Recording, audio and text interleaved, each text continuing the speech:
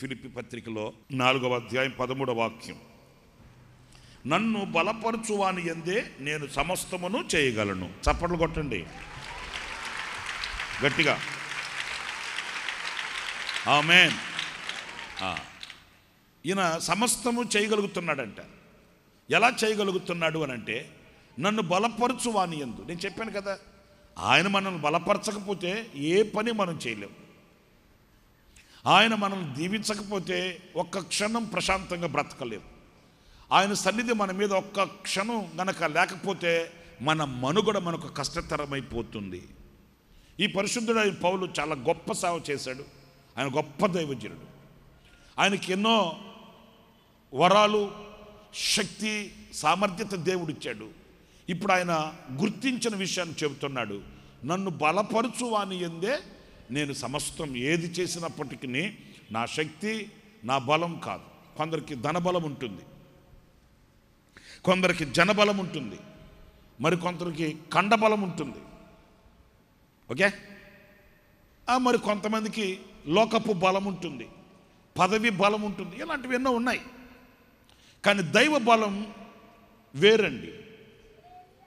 కండబలం, ధనబలం, భుజబలం, లేకపోతే మంది బలం, లేక లోకపు బలం, ఇవి ఉన్నట్లుగా దైవ బలం ఉండదు. దైవ బలం ఎలా ఉంటుంది అంటే సమస్యలను ఇవ్వదు. ఈ దైవ బలం సమస్యలను ఇవ్వదు మనల్ని. ఒకవేళ చంటి పిల్లలు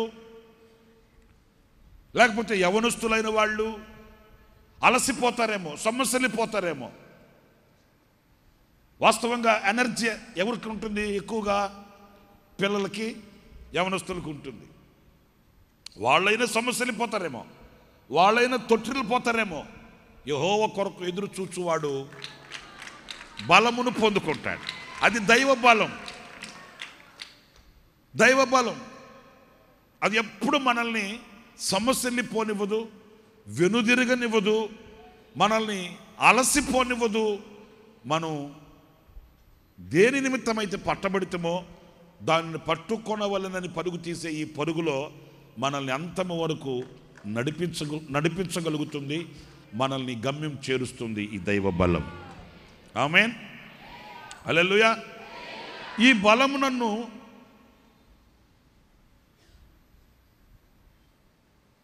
చేరి, ఈ బలం నన్ను ఆవరించి నన్ను బలపరచుచున్నందున నేను ఏదైనా చేయగలుగుతున్నా. ఏదైనా నాలో ఏమీ శక్తి నేనే కాదు, మీరే కాదు, ఎవ్వరు కూడా. సిలువ అనేది ఒక పెద్ద నిలువు కర్ర ఉంటుంది, దానికి అడ్డకర్ర ఉంటుంది. సిలువ అనే దానికి ఒక చిన్న నిర్వచనం అంట. ఈ నిలువు కర్ర ఉంది కదా, ఈ నిలువు కర్రకి అడ్డకర్ర లేకపోతే ఆ నిలువు కర్ర ఏంటంటే నేను అనే నిలువు కర్రకి నీవు కాదు అని అడ్డకర్ర వేశాడట యేసయ్య. నిజమే కదా.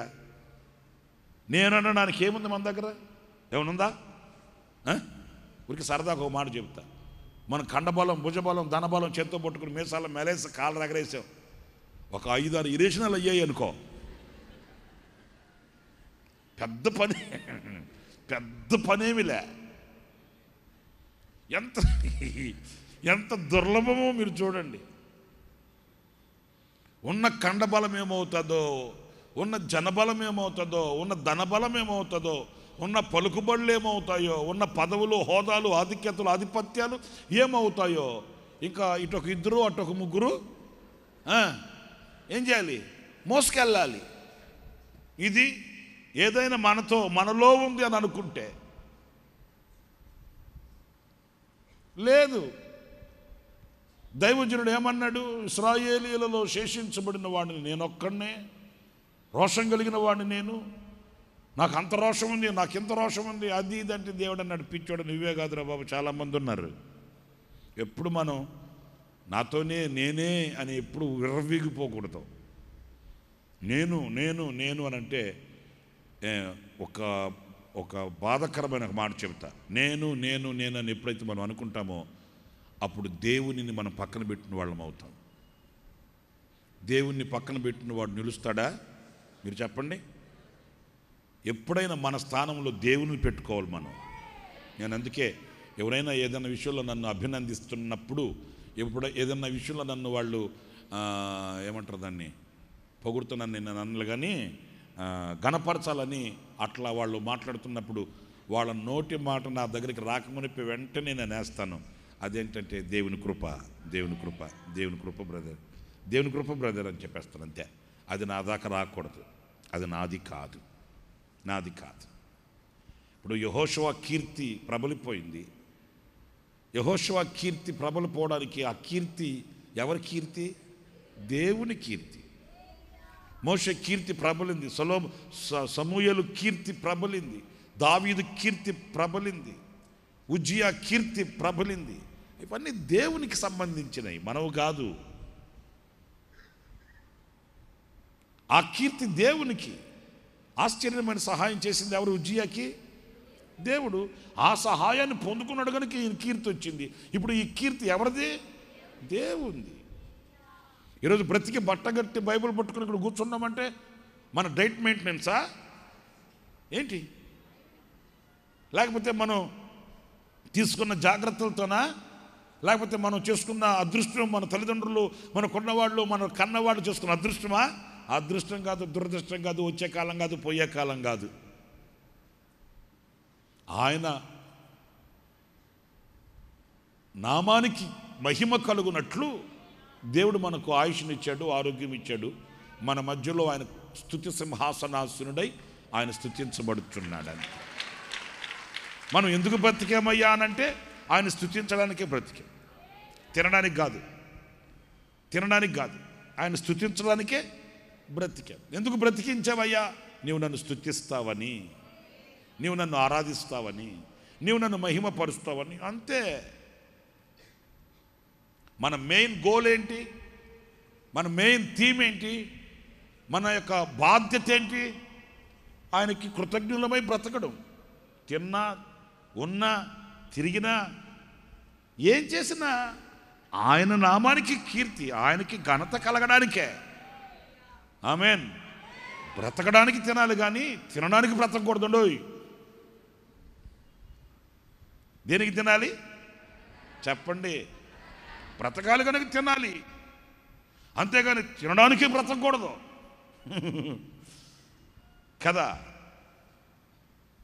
ఏదైనా మనకు కలిగి ఉంటే అది ఆయనతో మనకున్న సంబంధం, అనుబంధాన్ని బట్టి మనం ఆనందించాలి. కానీ ఈ లోకంలో ఆనందించి సంతోషించడానికి ఏమున్నాయండి? కడుపును పుట్టిన బిడ్డను చేతులు ఎత్తుకుని లాలమ్మ నా బంగారు కొండ, ఎన్నాళ్ళు ఈ ముచ్చట, ఎన్నాళ్ళు ఈ సంతోషం? వాడికి 12-13 ఏళ్ళు వచ్చాయి, ఇప్పుడేమో నెత్తినరు కొట్టుకుని జుట్టు పీక్కుంటుంది. ఇది శాశ్వతమైన ఆనందం. దాని ఎందుకు మనకు ఆనందం ఉంటుందా? చెప్పరేంటి? తాత్కాలికం ఇవన్నీ. ఏదైనా మనకు ఆనందం ఉందంటే చెప్పండి, నేను దేవుల్లో ఉన్నాను, నేను ప్రభువులో సంతోషిస్తున్నాను, నాకు ఒక రక్షణ ప్రాకారం ఉంది, నాకు ఒక తండ్రి ఉన్నాడు, నాకు ఒక దేవుని సన్నిధి ఉంది, నాకు ఒక సహవాసం ఉంది. ఇవే కదా మనకు ఆనందం. ఇంకేముంది? అంతకు మించిన ఆనందం నాకు చెప్పండి. మీలో ఎవరన్నా సరే పోతే పోయింది, అయ్యా అది కాదయ్యా దేవునిలో కాకుండా నాకు వేరే ఆనందం ఉందని ఎవరన్నా ఉంటే లేచి నిలబడి నేను మైక్ పంపిస్తాను, మైక్లు చెప్తారు. కానీ మీరు మనకున్నదంతా లోకంలో దుఃఖం తప్ప. సరదాగా మీరేందో అట్లా ఉన్నారు, ఇంకో మాట చెప్తా, ఏదో టేస్టీగా ఉందని, రుచిగా ఉందని ఒక ముద్ద ఎక్కువ తిన్నారనుకో, ఉన్న ఆనందం ఏమవుతుంది? ఇవన్నీ అంటే ఎంత దుర్లభమైనవో మీకు అర్థం కావడానికి ఇలా పోల్చి చెప్తున్నా. ఏదో బాగుంది ఆదివారం కదా ఈ రోజున, ఏదో బాగుంది కదా అని రుచిగా ఉంది కానీ ఒక 4 ముద్దలు ఎక్కువ తిన్నారనుకో, ఇంకా సొక్క ఇప్పుడు రోడ్డు మీద తిరగద్దు, ఏమి లేదు. దాని ఎందు ఏం ఆనందం ఉంటుంది చెప్పు? ఏం సంతోషం ఉంటుంది? అవన్నీ ఏమి శాశ్వతమైన ఒక ఆనందం ఉందంటే, బలవంతుడైన దేవునితో నేను జీవిస్తున్నా, బలవంతుడైన దేవునిలో నేను నిలిచి ఉన్నా. అంతే. అంతకు మించిన ఆనందం, సంతోషం ఇంకొకటి లేనే లేదు. అంతే. ఒకవేళ ఏదైనా మనం ఆయన కొరకు మనం చేస్తాము, ఏదైనా ఆయన కొరకు మనం చెయ్యాలి అని అనుకుంటే ఆయన మనల్ని బలపరచనిదే మనం ఏం చేయలేం. ఏదైనా నీ కొరకు చేసేందుకు మరేంది, నా శక్తితో నేను ఇవ్వగలనా, నా శక్తితో నేను చేయగలనా, నా శక్తితో నేను రాణించగలనా? నథింగ్ ఎట్ ఆల్, ఏమీ లేదు. నాలో ఉన్న గాలి, నాలో ఉన్న కంటికి కనబడని ఊపిరి పక్కకెళ్తే ఈ మట్టి కట్టుని ఏం చేసుకుంటారు? మీరు ఆలోచించండి. నాలో ఉన్న ఊపిరి మీకు కనబడుతుందా? రైలు వెళ్ళినట్టు వెళ్తుందా ఊపిరి? లేదు ఫ్లైట్ వెళ్ళినట్టు వెళ్తుందా? కంటికి కనబడదు. మరి కంటికి కనబడిన జీవం నాలో నుంచి వెళ్ళిపోతే ఈ హంగులు రంగులు తీరిన ఈ శరీరం ఏం చేసుకుంటాం చెప్పు? నయా పైసకు పనికిరాదు. ఒక గొర్రె చచ్చితే దాని తోలన్న మనకు వస్తుంది. ఒక గొర్రె చనిపోతే దాని తోలన్న వాడుకుంటారు. ఒక గేదె చచ్చిపోతే దాని చర్మమన్నా వాడుకుంటారు. మన తోలు పియర్స్ సోపేసి రుద్ర కూడా దీనికి పనికిరాదు, దరిద్రపు మొహం ఉంది. మరి కొంతమంది అయితే నిమ్మకాయ చింతపండు వేసి మొఖానికి వేసి రుద్దుతుంటారు, దాన్ని మొఖాన్ని ఎర్రగా కమిలిపోయేటట్టు. ఏం చేసినా దేనికి పనికి వస్తుంది చెప్పు? ఇది దేనికి పనికిరాదు. ఇంకా నేను మీతో చెప్పాలంటే ఒక రోజుకి 3 సార్లు స్నానం చేసిన దీని కంపు పోదు. అలాంటిది ఈ శరీరం. ఏముంది ఈ శరీరంలో? ఏదైనా ఒక వాల్యుబుల్ ఉందంటే దేవుడిచ్చిన జీవం, దేవుడిచ్చిన జీవం, దేవుడిచ్చిన జీవం, అది వాల్యుబుల్. ఆత్మయ్య జీవింపు చేయుచున్నది, శరీరం కేవలం నిష్ప్రయోజనం, వేస్ట్. ఇది డస్ట్బిన్లోకి వెళ్ళాల్సిందే, ఇది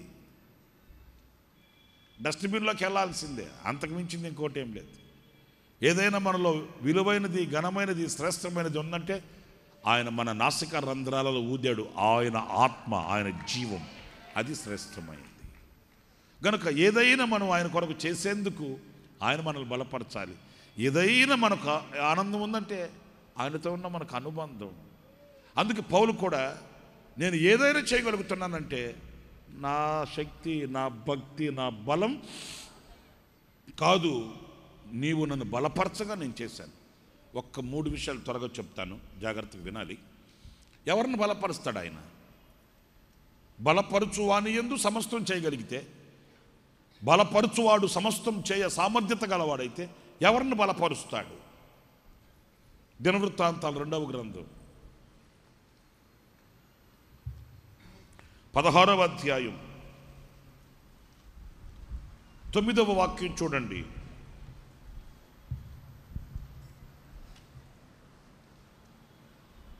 తన ఎడల యథార్థ హృదయము గల వారిని బలపరచుటకై యెహోవా కనుదృష్టి లోకమందంతట సంచారము చేయుచున్నది. చాలు. ఈ వాక్యంలో మీకు ఏమర్థమైందో చెప్పండి. ఎస్, మీకు రీచ్ అయిపోయింది, మీకు అర్థమైపోయింది. ఎవరిని బలపరుస్తాడు ఆయన? ఎవరు సమస్తం చేయగలుగుతారు? ఎవరు సమస్తం చేయగల సామర్థ్యత గలవారు అవుతారు? యథార్థ హృదయం గలవారు. ఆమేన్. ఏ హృదయం? యథార్థ హృదయం. సరే కానీ అందరు నన్ను చూడండి, నా హృదయం మీకు కనబడుతుందా? ఏమి ఇంతమంది ఉంటే మాట్లాడట్లేదేంటి? నా హృదయం మీకు కనబడుతుందా? పోనీ మీ హృదయం నాకు కనిపిస్తుందా? మీ హృదయం నాకు కనిపిస్తుందా? నా హృదయం మీకు కనబడదు, మీ హృదయం నాకు కనబడదు. మీ హృదయమైనా నా హృదయమైనా చూడగలిగిన దేవుడు ఉన్నాడా లేడా? ఉన్నాడా లేడా? ఇప్పుడు ఎవరికి యథార్థంగా కనబడాలి మనం? అది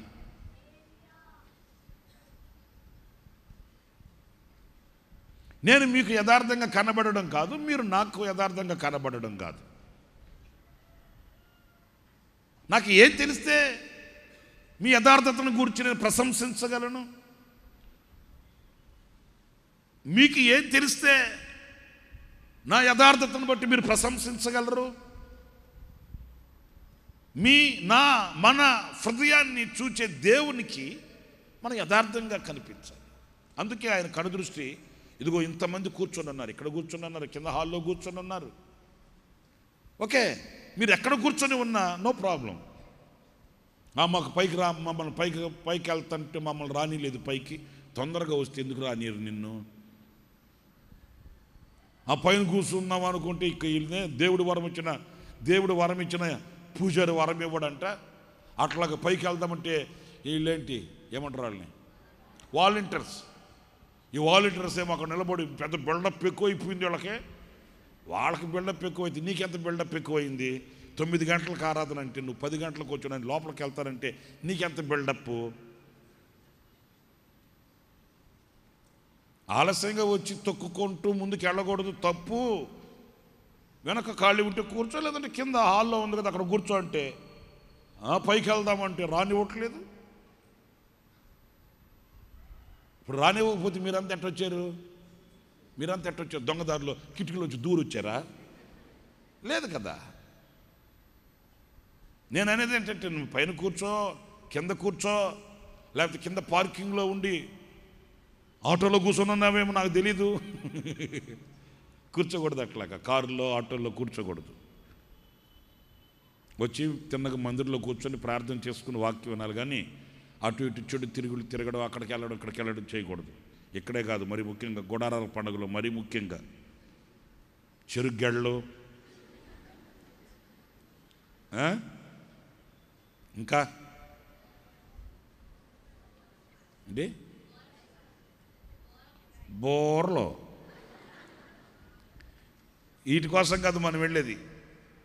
నేను చాలా కాలం నుంచి నేను చాలాసార్లు చెప్పుంటాను, నా ఆశ ఏంటంటే దారిని పోయేవాళ్ళు అనుకోవాలి, ఏంటి ఇక్కడ పెట్ట కనిపించట్లేదంటే జనం చెప్పుకోవాలి వాక్యం స్టార్ట్ అయింది అక్కడ. వాక్యం స్టార్ట్ అయితే ఒక్కరు పెట్ట కనిపించని రోడ్డు మీద అనే సాక్ష్యం కావాలి. వాక్యం చెప్తా ఉంటే వాక్యం వినేవాడు వింటుంటే అక్కడ పులిహార బండి దగ్గర పులిహార తింటుంటే ఈ దరిద్రం మనకు ఉండకూడదు. మీరు ప్రార్థన చేయండి అలాగా. నేను చాలా సంవత్సరాల నుంచి నేను అడుగుతున్నా ఇట్లాగా ప్రభుని. నేను చాలాసార్లు కూడా నేను వాక్యంలో చెప్పున్నాను ఇట్లాగా. ఇంత వెహికల్స్ ఉన్నాయి, ఇంత పార్కింగ్ ఉంది, ఇంత జనం ఇక్కడ సమకూర్చబడినట్లుగా కనబడుతుంది. జనమేరు మరి అంటే వాక్యం వింటున్నారు. హల్లెలూయా, ఆమేన్. సరే, ఎక్కడ ఉన్నా ఆయన కనుదృష్టి ఈరోజు వెతుకుతుందంట. ఆయన కనుదృష్టి ఈ రోజున వెతుకులాడుతుందంట. ఏంటి ప్రభువా, ఎవరు కావాలి నీకు?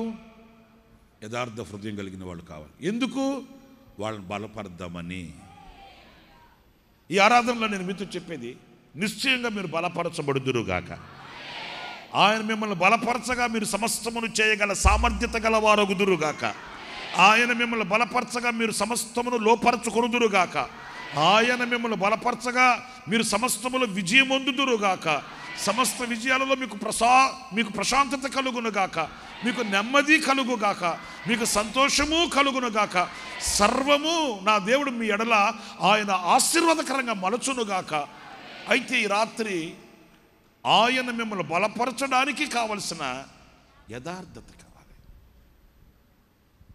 బయట ఒక విధంగా, లోపల ఒక విధంగా. అంటే నేను చెప్పేది ఏంటంటే, పైకేమో భక్తుల్లాగా ఉన్నాం, అంతరంగికములో ఏమో ఈ భక్తి అనేది కనిపించకపోతే అది యథార్థత అనిపించదు కదండి. మీరు చూడండి ఒక మాట, దినవృత్తాంతాలు 2వ గ్రంథం 12వ అధ్యాయం. దినవృత్తాంతాలు 2వ గ్రంథం 12వ అధ్యాయం మొదటి వాక్యం. రెహబాము రాజ్యము స్థిరపడిన తరువాత, తాను బలపరచబడిన తరువాత అతడు, రెహబాము రాజ్యము స్థిరపడి తాను బలపరచబడిన తరువాత అతడును ఇశ్రాయేలీయులందరూ యెహోవా ధర్మశాస్త్రమును విసర్జించిరి. ఇది యథార్థత అంటారా? ఇది యథార్థత అంటారా? ఏంటి దీంట్లో? రెహబాము రాజ్యము స్థిరపడి తాను బలపరచబడిన తర్వాత అతడును ఇశ్రాయేలీయులు స్థిరపడిన తర్వాత విసర్జించడం ఏంటి? వింటున్నారా నేను చెప్పేది? అప్పుడేమో ఆయన పాదాలు పట్టుకొని ప్రభువా ప్రభువా ప్రభువా ప్రభువా, నాయనా నాయనా, నీ కుమార్తెనయ్యా, నీ కుమారుడినయ్యా, నీ దాసుడునయ్యా, నీ దాసురాలనయ్యా, చచ్చిన కుక్కలాంటి దాన్నయ్యా, చచ్చిన కుక్కలాంటి వాడినయ్యా,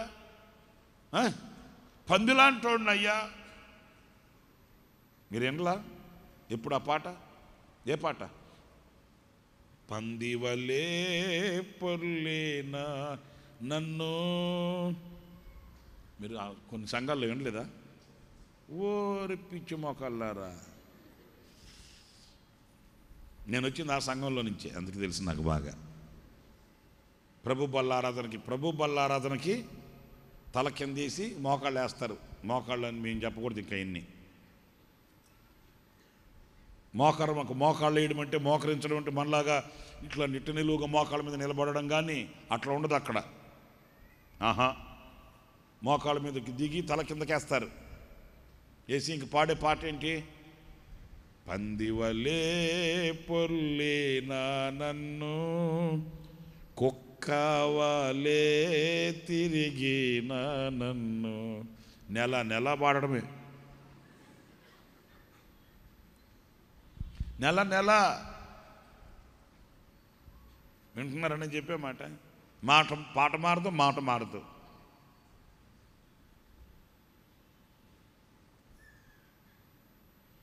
అప్పుడేమో నేను కుక్కని, నేను పందిని. మనలో కూడా ఉంటారు కొంతమంది. ప్రార్థన చేయమన్నాను, ప్రభువా నాయన పనికి మాలిన ధూళి లాంటి దాన్ని, ధూళి లాంటి వాడిని ఆయన, చెత్త కుప్పలో మురికి పేలికి లాంటి దాన్ని ప్రభువా నాయన. ఆ మధ్య ఇంకొక ఆమె ప్రార్థన చేసిందంట, మన వెసులన్నీ చెప్పాడు. క్యాలీఫ్లవర్లో పురుగు లాంటి దాన్ని అయ్యా అనిందంట. కొత్త ట్రెండ్ ఇది.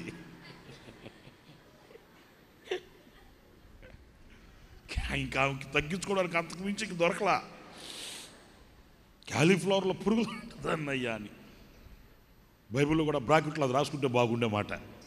సరే కానీ మంచిదే కానీ, సరే అంత తగ్గించుకున్నావు కదా, ఆటో ఎక్కేటప్పుడు క్యాలీఫ్లవర్లో పురుగు అక్క అన్నావు మనకు ఒప్పుకుంటుందా?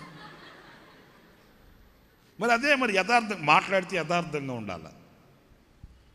నేను కుక్కనయ్యా, నన్ను పందినయ్యా అన్నాడు అనుకో, ఆయన కారు ఎక్కేటప్పుడు అన్నా కుక్కన్నా బాగున్నావా అనండి, ముఖం పగిలిపోద్ది మనకు. మరి బయట ఒక రీతిగా లోపల ఒక రీతిగా ఉండడం ఎందుకు? మనం చేయగలిగిందే చెప్పాలి, చెప్పిందే మాట్లాడరేంటి మీరు? ఆపద తీరిందాకేమో చెప్పండి, చెప్పేసి ఆపద తీరిన తర్వాత నేను చేయలేను, నా వల్ల కాదు. ఏదో ఆపదల్లో ఉన్నప్పుడు చెప్పా, ఆపదల్లో ఉన్నప్పుడు అన్నా. ఇది యథార్థత అండి. దేవుడు ఆశీర్వదిస్తాడా? దేవుడు ఆ రాజ్యాన్ని స్థిరపరుస్తాడా? మీరు చూసుకోండి లేఖనాల్లో రెహబాం పరిస్థితి ఏమైందో. రెహబాము రాజ్యము స్థిరపడి, ఈరోజు చాలామందిలో మనం చూస్తున్నాం ఇదే స్వభావాన్ని. వినాలి మీరు. స్థిరపడిన తర్వాత ద్రోహం చేస్తున్నారు, స్థిరపడిన తర్వాత దూరమైపోతున్నారు, స్థిరపడిన తర్వాత వెన్ను చూపిస్తున్నారు, స్థిరపడిన తర్వాత దేవుని ప్రేమకు విరోధులు అవుతున్నారు, స్థిరపడిన తర్వాత రాక్షసత్వంతో విర్రవిగుతున్నారు. ఇది యథార్థత కాదు, ఇది యథార్థత కాదండి. నువ్వు చేసిన ఆ ప్రార్థన నీకు జ్ఞాపకం ఉండాలి. ఏదో దేశంలోనంట, నాకు తెలియదండి, చెప్తుంటే విన్నాను. భార్యాభర్తలు ఒక పెళ్లి రోజు భార్యాభర్తలుగా నిబంధన చేస్తారు కదా, చేస్తారు లేదా? చేస్తారు, మీకు తెలుసుగా, చేస్తారు. ఆయన చేయకపోయినా చేయిస్తారు, ఆమె చేయకపోయినా చేయిస్తాడు. ఒకరినొకరు ప్రోత్సహించుకొని చేస్తారు. అదేదో దేశంలో అంటే నాకు తెలీదు. వాళ్ళు చేసిన నిబంధనలు నోట్ రాయాలంట. వాళ్ళు నోట్ రాయాలంట. రాసిన తర్వాత ఇది 6 సంవత్సరాలకో ఏమోనండి, ప్రతి 6 సంవత్సరాలకి వెళ్ళి ఆ నోటు మీద సంతకం పెట్టేసి రావాలంటండి. నిజమే, ఈ నిబంధనలు నేను చేస్తున్నాను, ఈ నిబంధనలో నేను నిలుచున్నాను అని 6 సంవత్సరాలకు 5 సంవత్సరాలకు మొత్తానికి ఎలక్షన్ లాగా భార్య భర్తలు వెళ్ళి ఆ నోటు మీద సంతకం పెట్టేసి రావాలంట. ఎందుకంటే మర్చిపోతున్నారు. 2 పిల్లలు పుట్టిన తర్వాత, 3 పిల్లలు పుట్టిన తర్వాత, ఆ కొంచెం కుటుంబం స్థిరపడిన తర్వాత మర్చిపోతున్నారు. అది యథార్థత అనబడదు, అది యథార్థత కాదు. నీ నోట వచ్చిన మాట ఏంటి, నీ హృదయంలో చేసిన తీర్మానం ఏంటి, ఏదైనప్పటికీ నువ్వు స్థిరపడిన తర్వాత మర్చిపోతే నువ్వు నమ్మకస్తుడవు కాదు, యథార్థవంతుడు కాదు. ఆయన నిన్ను బలపరచడానికి నువ్వు యోగ్యుడవు కాదు, అంతే. హల్లెలూయా. నేను విజయవాడలో కూడా ఒక పెళ్ళిలో చూసా. భార్య భర్తలు ఇద్దరు పెళ్లి చేసుకునే భార్య భర్త, అదే కొత్త ఏం చెప్తారా బాబు, పెళ్ళి అయ్యేవాడు ఉంటారు కదా ఇద్దరు, వధువు వరుడు, బా నాయన దేవస్తత్వం ఏ శక్తి జై. వాళ్ళిద్దరూ నిబంధనలు చేయాలి కదా. పాస్ గారు మధ్యలో నిలబడి ఆయనకి మైక్ ఇచ్చి చెప్పు, వ్యాధి ఎందును బాధ ఎందును అని ఈయన చెప్తుంటే ఆయన చెప్తుంటాడు కదా. నేను ఒక పెళ్ళికి వెళ్ళా వాక్యం చెప్పడానికని, వాళ్ళు భలే పని చేసి పెట్టారు. ఏం చేసి పెట్టారో తెలుసా? పాస్ గారు చెప్పడం, ఆయన చెప్పడం, పాస్ గారు చెప్పడం, ఆయన చెప్పడం కాకుండా వాళ్ళిద్దరికీ వైట్ పేపర్లు ఇచ్చేసారు రాసి. పెళ్ళి కొడుకు మైక్ పట్టుకుని పేపర్ పట్టుకుని ఆయన చెప్పాలా, పాస్ గారు చెప్పడం. మీకు అర్థమైందా? మరి ఇది బాగుందా అనిపించింది, నేను కూడా స్టార్ట్ చేస్తా. మధ్యలో మనం ఎందుకు పానకలో పొడగలాగా మధ్యలో మనం నిలబడి అది చెప్పించి 5 సంవత్సరాలు అయిన తర్వాత గొడవ పడ్డారు వాళ్ళు. మనం వెళ్ళామనుకో, ఒరే నువ్వు చేసిన నిబంధన ఏందిరా అన్నామనుకో, మనం నేనే ఆడు చేశానండి, నువ్వు చెప్పింది చెప్పాను కానీ అన్నాడు అనుకో, ఈ తలక నొప్పులు మనకెంతకి. నేను బోలే ముచ్చట పడ్డానండి. పేపర్ పట్టుకుని పెళ్లి కొడుకు చెప్తున్నాడు, వ్యాధి ఎందును బాధ ఎందును ఇతరును నొలక కష్ట దుఃఖములు ఎందు నీకు లోబడి, నేను చదివింది 3వ బడి. అవి జ్ఞాపకం ఉండాలి మన మనసులో. మనం ఏమని నిబంధన చేశాం? డిసెంబర్ 31వ తారీఖున మనం ఏమని ఒడంబడిక చేశాం? ఈ సంవత్సర ప్రారంభంలో మనం ఏమని దేవునికి మాట ఇచ్చాం? అవే ఎతికిత ఆయన మనలో. నువ్వు ఎంతకానికి ఇచ్చావు? ఎన్ని రోజులు ఉపవాసం ఉన్నావు? తలబట్టలు ఎందుకు వేసుకొని రాలా? నీకు అర్థమైందా? వెతుకుతున్నాడు ఆయన, మీలో వెతుకుతున్నాడు. యథార్థమైన వ్యక్తేనా? సిన్సియరేనా? ఇతను బలపరుద్దామా? ఒకవేళ నీ దాకా వచ్చి నీ ముఖం చూడగానే ఆయన నీ ప్రక్కనోడి దగ్గరికి వెళ్ళిపోయాడు అనుకో, ఏంటి నీ పరిస్థితి? ఆయన బలపరచకుండా నువ్వు అడుగు వేయగలవా? ఆయన బలపరచకుండా ఏమైనా చేయగలవా? ఆయన బలపరచకుండా నీ కుటుంబాన్ని ఏలుకోగలవా? ఆయన బలపరచకుండా నీ చదువుల రంగంలో నీవు జయించగలవా? ఆయన బలపరచకుండా నీ వ్యాపారమైన వ్యవసాయమైన ఏదైనా నీవు జయించి ఆశీర్వాదకరంగా ఉండగలవా? ఆయన నిన్ను బలపరచాలి అని అనుకున్నప్పుడు మరి మీలో ఈ రోజున ఆయన కనుదృష్టి వెతుకుతుంది ఏంటి? మరి రెహబాము స్థిరపడిన తర్వాత దేవునికి దూరం అయిపోయినట్లుగా నువ్వు దూరమైపోయి ఇప్పుడు నీ పరిస్థితి ఏంటి? ఆపదలో ఉన్నప్పుడు హత్తుకొని ఉన్నావే, మేలు కలిగిన తర్వాత ఈరోజు ఎందుకు దూరం అయ్యావు? ఎందుకు నీకు ఆయనకి ఎడబాటు కలిగింది? ఎందుకు ఆయనకి నువ్వు దూరం కావలసి వచ్చింది? ఈరోజు నీ చేతిలో ఉన్న డబ్బు నిన్ను దూరం చేస్తుందా? నీ చేతిలో ఉన్న పదవి నిన్ను దూరం చేస్తుందా? నీ ఇంట్లో ఉన్న నీ బిడ్డలు నిన్ను దూరం చేస్తున్నారా? నీ ఒంట్లో ఉన్న శక్తి నిన్ను దూరం చేస్తుందా? ఏమి దూరం చేస్తే దూరం అయిపోయావు? దేనిని ఆధారం చేసుకొని నువ్వు దూరం అయిపోయావో అది ఏది? నీవు దేనిని ఆధారం చేసుకుని దూరం అయిపోయావో నీవు ఆధారపడినది నీకు లేకుండా పోతే అప్పుడు నీకు దిక్కెవరు? మీరు ఆలోచించండి బాబా. నువ్వు దేన్ని బేస్ చేసుకొని, ఎవరి మీద ఆధారపడి, దేని మీద ఆనుకొని నీ స్థిరత్వాన్ని పోగొట్టుకున్నావో అదే నీకు లేకపోతే పెద్దలు సామెత చెప్తారు, ఇంటికూడు బంతికూడు 2 పోయాయి అంటారే, అంతే కదా. ఇప్పుడు ఆయనకే దూరం అవుతుంది, నువ్వు నమ్ముకున్నవాడు దూరం అయ్యా, అప్పుడు ఏం చేస్తావు? కృష్ణానదిలో పడి దూకుతావు అంటావు. ఇంకంతేగా చెప్పేది. కృష్ణానదిలో దూకుతా, గోదావరిలో దూకుతా, నూతిలో దూకుతా, ఇక ఈ కదా చెప్పే మాటలు, దరిద్రపు మాటలు. ఆ స్థితికి ఎందుకు రావాలి? నువ్వు నమ్మకస్తుడు అయితే స్థిరపడిన తరువాత నీకెందుకు అలాగా వస్తుంది? యోతాము అనే ఒక అతను ఉన్నాడు. అతను గురించి ఏం రాయబడింది చూడండి. దినవృత్తాంతం 2వ గ్రంథంలోనే 27వ అధ్యాయం 2వ వాక్యం. యెహోవా మందిరములో ప్రవేశించుట తప్ప అతడు తన తండ్రి అయిన ఉజ్జియా యొక్క చర్య అంతటి ప్రకారము చేయుచు యెహోవా దృష్టికి యథార్థముగానే ప్రవర్తించాడు. అమ్మా, మీరు 27వ అధ్యాయం 2వ వాక్యం దగ్గర చదివారు కదా, మొదటి వాక్యం దగ్గర చదవండి. ఇప్పుడు మునిగిపోయింది ఏం లేదు. యోతాము ఏలనారంభించినప్పుడు 25 ఏండ్ల వాడై. ఎన్నేళ్ళు అండి? 25 ఏళ్ళు, అంతేనా? 25 ఏళ్ళు. Very good, very young person. 25 ఏళ్ళు.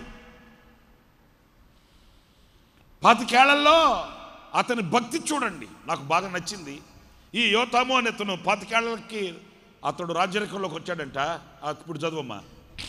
యెరూషలేములో 14 సంవత్సరములు ఏలెను. అతని తల్లి సాదోకు కుమార్తె, ఆమె పేరు యెరూషా. ఓకే.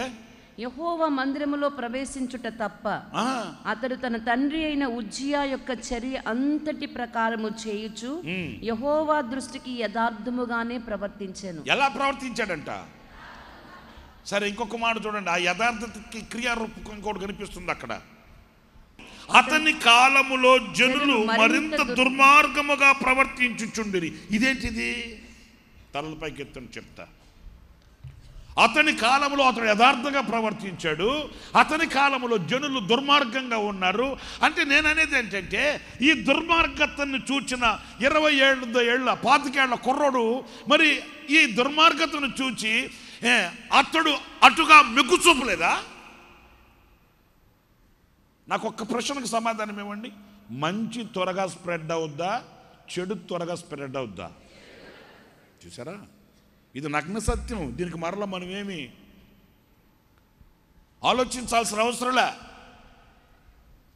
మంచి కంటే చెడే.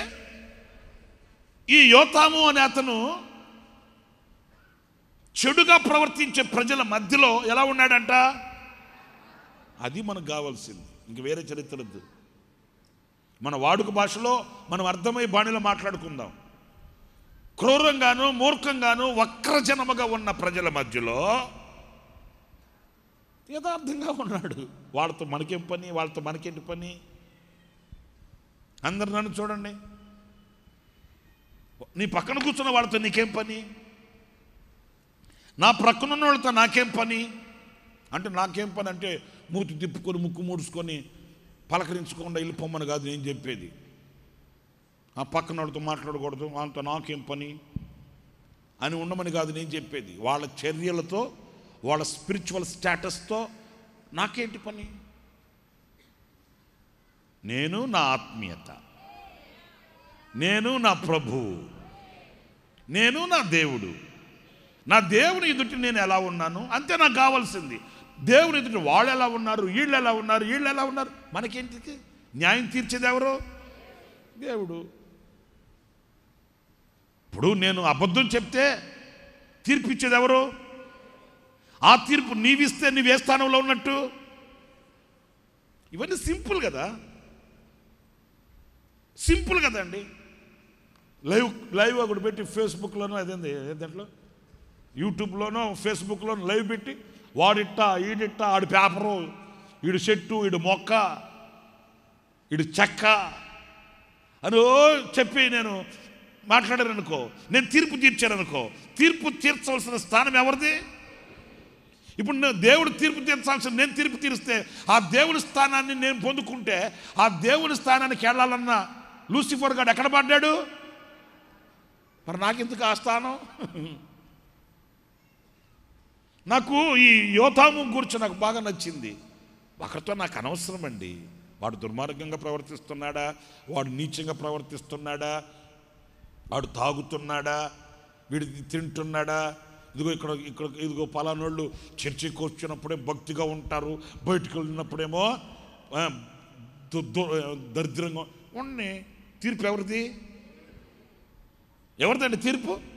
ఆయన తీర్చుకుంటాడు. నాకెందుకు వచ్చిన గొడవ? ఒక ఆయన వచ్చాడు నా దగ్గరికి, ఏమండి పాస్టర్ గారు అండి మీరు కొంచెం జాగ్రత్త తీసుకోవాలండి అన్నాడు. నాయన నేను తీసుకోవాల్సిన జాగ్రత్తలు నేను తీసుకుంటానే ఉంటాను, నా ఆరోగ్య విషయం కాదు, సేవ విషయం. ఏది నేను ఒక పట్టాన పోనివ్వను, చిన్నదైనా పెద్దదైనా పట్టించుకుంటాను. ఏ చిన్నదాన్ని కూడా తోసుకొని వెళ్ళిపోను. మామూలుగా చూసి చూడనట్టు ఉండాలని అని నేను అనుకోను. ఎందుకు అనుకోనంటే నేను ఉండేది దాని కొరకు. ఇప్పుడు పోలీసులు పని చేయకపోతే ఉండేది దేనికి? ట్రాఫిక్ పోలీసు ఉన్నాడండి 4 రోడ్ల సెంటర్లో, హెవీ ట్రాఫిక్ ఉంది, ఆయన పోయి షెల్టర్లో కూర్చుంటాడా? ఆయన ఉండేది దేనికి? అన్నీ పట్టించుకో మాకు చూసి చూడనట్టు ఉండంటే కుదురుతుందా? ఆయన డ్యూటీ అది.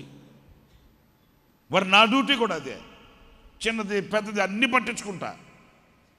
ఇది అక్కడ ఎందుకు ఉంది, ఇది ఇక్కడ ఎందుకు ఉంది, అది ఇక్కడ ఎందుకు చేస్తున్నారు, ఇక్కడ ఎందుకు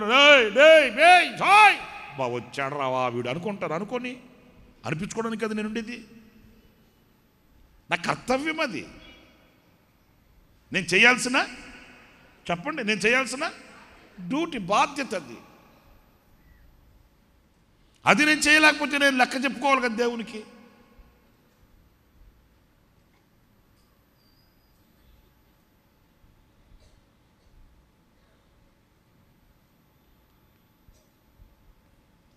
దేవుడిచ్చిన ఆ కర్తవ్యాన్ని విస్మరించిన వాళ్ళ చరిత్రలు చూడండి. పరిశుద్ధ గ్రంథాలు బహుభయంకరంగా ఉంటాయి. నువ్వు వెళ్ళి నినివే పట్టణానికి సువార్త ప్రకటించరమ్మన్నాడు. ఇచ్చిన కర్తవ్యాన్ని చేయకుండా వెళ్ళి తర్షీషుకు వాడెక్కాడు. ఏమైంది మరి? అది ఎన్ని ఆలోచించాలి మరి మీరు కూడా మీకు ఇచ్చిన కర్తవ్యాన్ని కుటుంబపు వ్యవస్థలో వాడుకోవాలి. తల్లిగా నీ కర్తవ్యాన్ని నువ్వు వాడుకోవాలి. తండ్రిగా నీ కర్తవ్యాన్ని నువ్వు వాడుకోవాలి. నా సంపాదించి తీసుకుని ఇంట్లో ఏడిమే నా కర్తవ్యం, ఇక ఎట్టయితే ఏమిందో నాకు అనవసరం అంటే తప్పు. నీ బాధ్యతని విస్మరించకూడదు. నీ బాధ్యతను మీరు విస్మరించకూడదు. దేవుడిచ్చిన కర్తవ్యం అది, అంతే. పిల్లలు ఎప్పుడు ఇంటికి వస్తున్నారు, ఎప్పుడు బయటకు వెళ్తున్నారు, ఏం తింటున్నారు, ఏం తిరుగుతున్నారు, ఎక్కడ ఉన్నారు, అన్నీ పట్టించుకోవాలి. ఫ్రెండ్లీగా మూవ్ అవ్వాలి అనుకుంటే ఫ్రెండ్లీగానే ఉంటుంది. వ్యవహారం ఫ్రెండ్లీగానే ఉంటుంది. తండ్రి కూతురు ఇద్దరు కూతురు పేకాడుతున్నారంట. ఏమంటే నేను ఫ్రెండ్లీ అండి. తండ్రి కూతురు ఇద్దరు కూతురు పేకాడుతుంటే ఆ కూతురు తండ్రిని చంపక మళ్ళీ పేడనేసి, డాడీ ఏ ఆకేయాలు కూడా నీకు తెలియదా అనిందంట. నిజమే,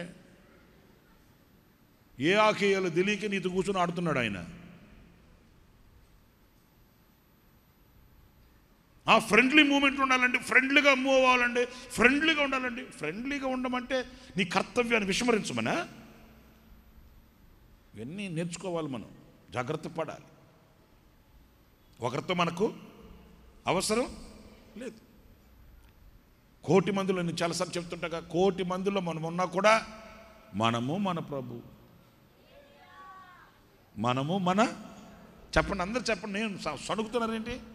మనము మన, ఆయన ఎవరు పెద్ద ఆయన, ఒక ఆయన రాజకీయ నాయకుడు అంటే వాళ్ళ పేర్లు మనకు వదిలి తెలియదు, మనకెందుకు.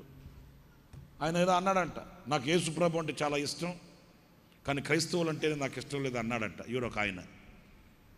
ఇప్పుడు క్రైస్తవులు అంటే ఇష్టపడమని ఎవడు చెప్పాడు ఆయనకి? క్రైస్తవుల్ని చూడమని, క్రైస్తవులు ఫాలో అవ్వమని ఎవడు చెప్పాడు? క్రైస్తవులు నమ్మమంటున్నామా, క్రీస్తుని నమ్మమంటున్నామా? వాళ్ళతో మనకేంటండి? ఇంకొక మాట తెగించి ఒక మాట చెప్తా, వాళ్ళు ఎలా లేరు, వాళ్ళు ఎలా లేరు, వాళ్ళు ఎలా లేరు అంటున్నా కదా, నీ ఉండి చూపించు. నేను చెప్పింది మీకు అర్థమైందా? వాళ్ళు అలాగ లేరు, వీళ్ళు అలాగే లేరు, అలా చేద్దామంటే సరేనయ్యా, వాళ్ళు అలాగ లేరు, నీ ఉండి చూపించవయ్యా, నీ ఏంటో నువ్వు చూపించు. వాళ్ళతో నువ్వు పోల్చుకోవడం ఏంటి? స్థిరపడిన తర్వాత దూరమైపోవడం ఏంటి? వాళ్ళని వాళ్ళని చూసుకొని నీ విశ్వాసం జీవితంలో నువ్వు జారిపోవడం ఏంటి? వాళ్ళతో మనకి ఏం పని అవసరం అసలు? మనకేంటి? మనం వాళ్ళని చూసి వచ్చామా? వాళ్ళని చూసి మనం మారామా? ప్రభుని చూసి మారామా ఏంటి? అంతే. ఆ పక్కనోడు 50 రూపాయలకి అమ్ముతుంటాడు, నువ్వు 40 రూపాయలకి అమ్ము. ఏంటి ముఖం మడిపోయిందంటే, అమ్మ అంత లాసా? నేను చెప్పేది లాస్ అని కాదు, వాళ్ళు చేసిన అక్రమం మనం ఎందుకు చేయాలంటున్నాను నేను.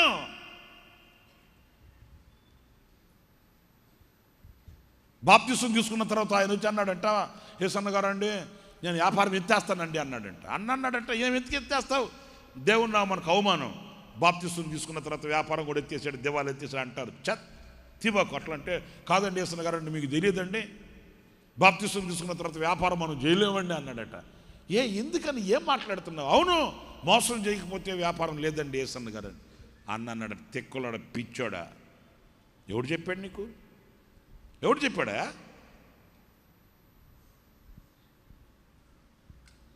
వాళ్ళంతా మోసం చేస్తే వ్యాపారం వాళ్ళకి, నువ్వు యథార్థంగా చెయ్యి వ్యాపారం, నిన్ను ఆశీర్వదించకపోతే నన్ను అడుగు.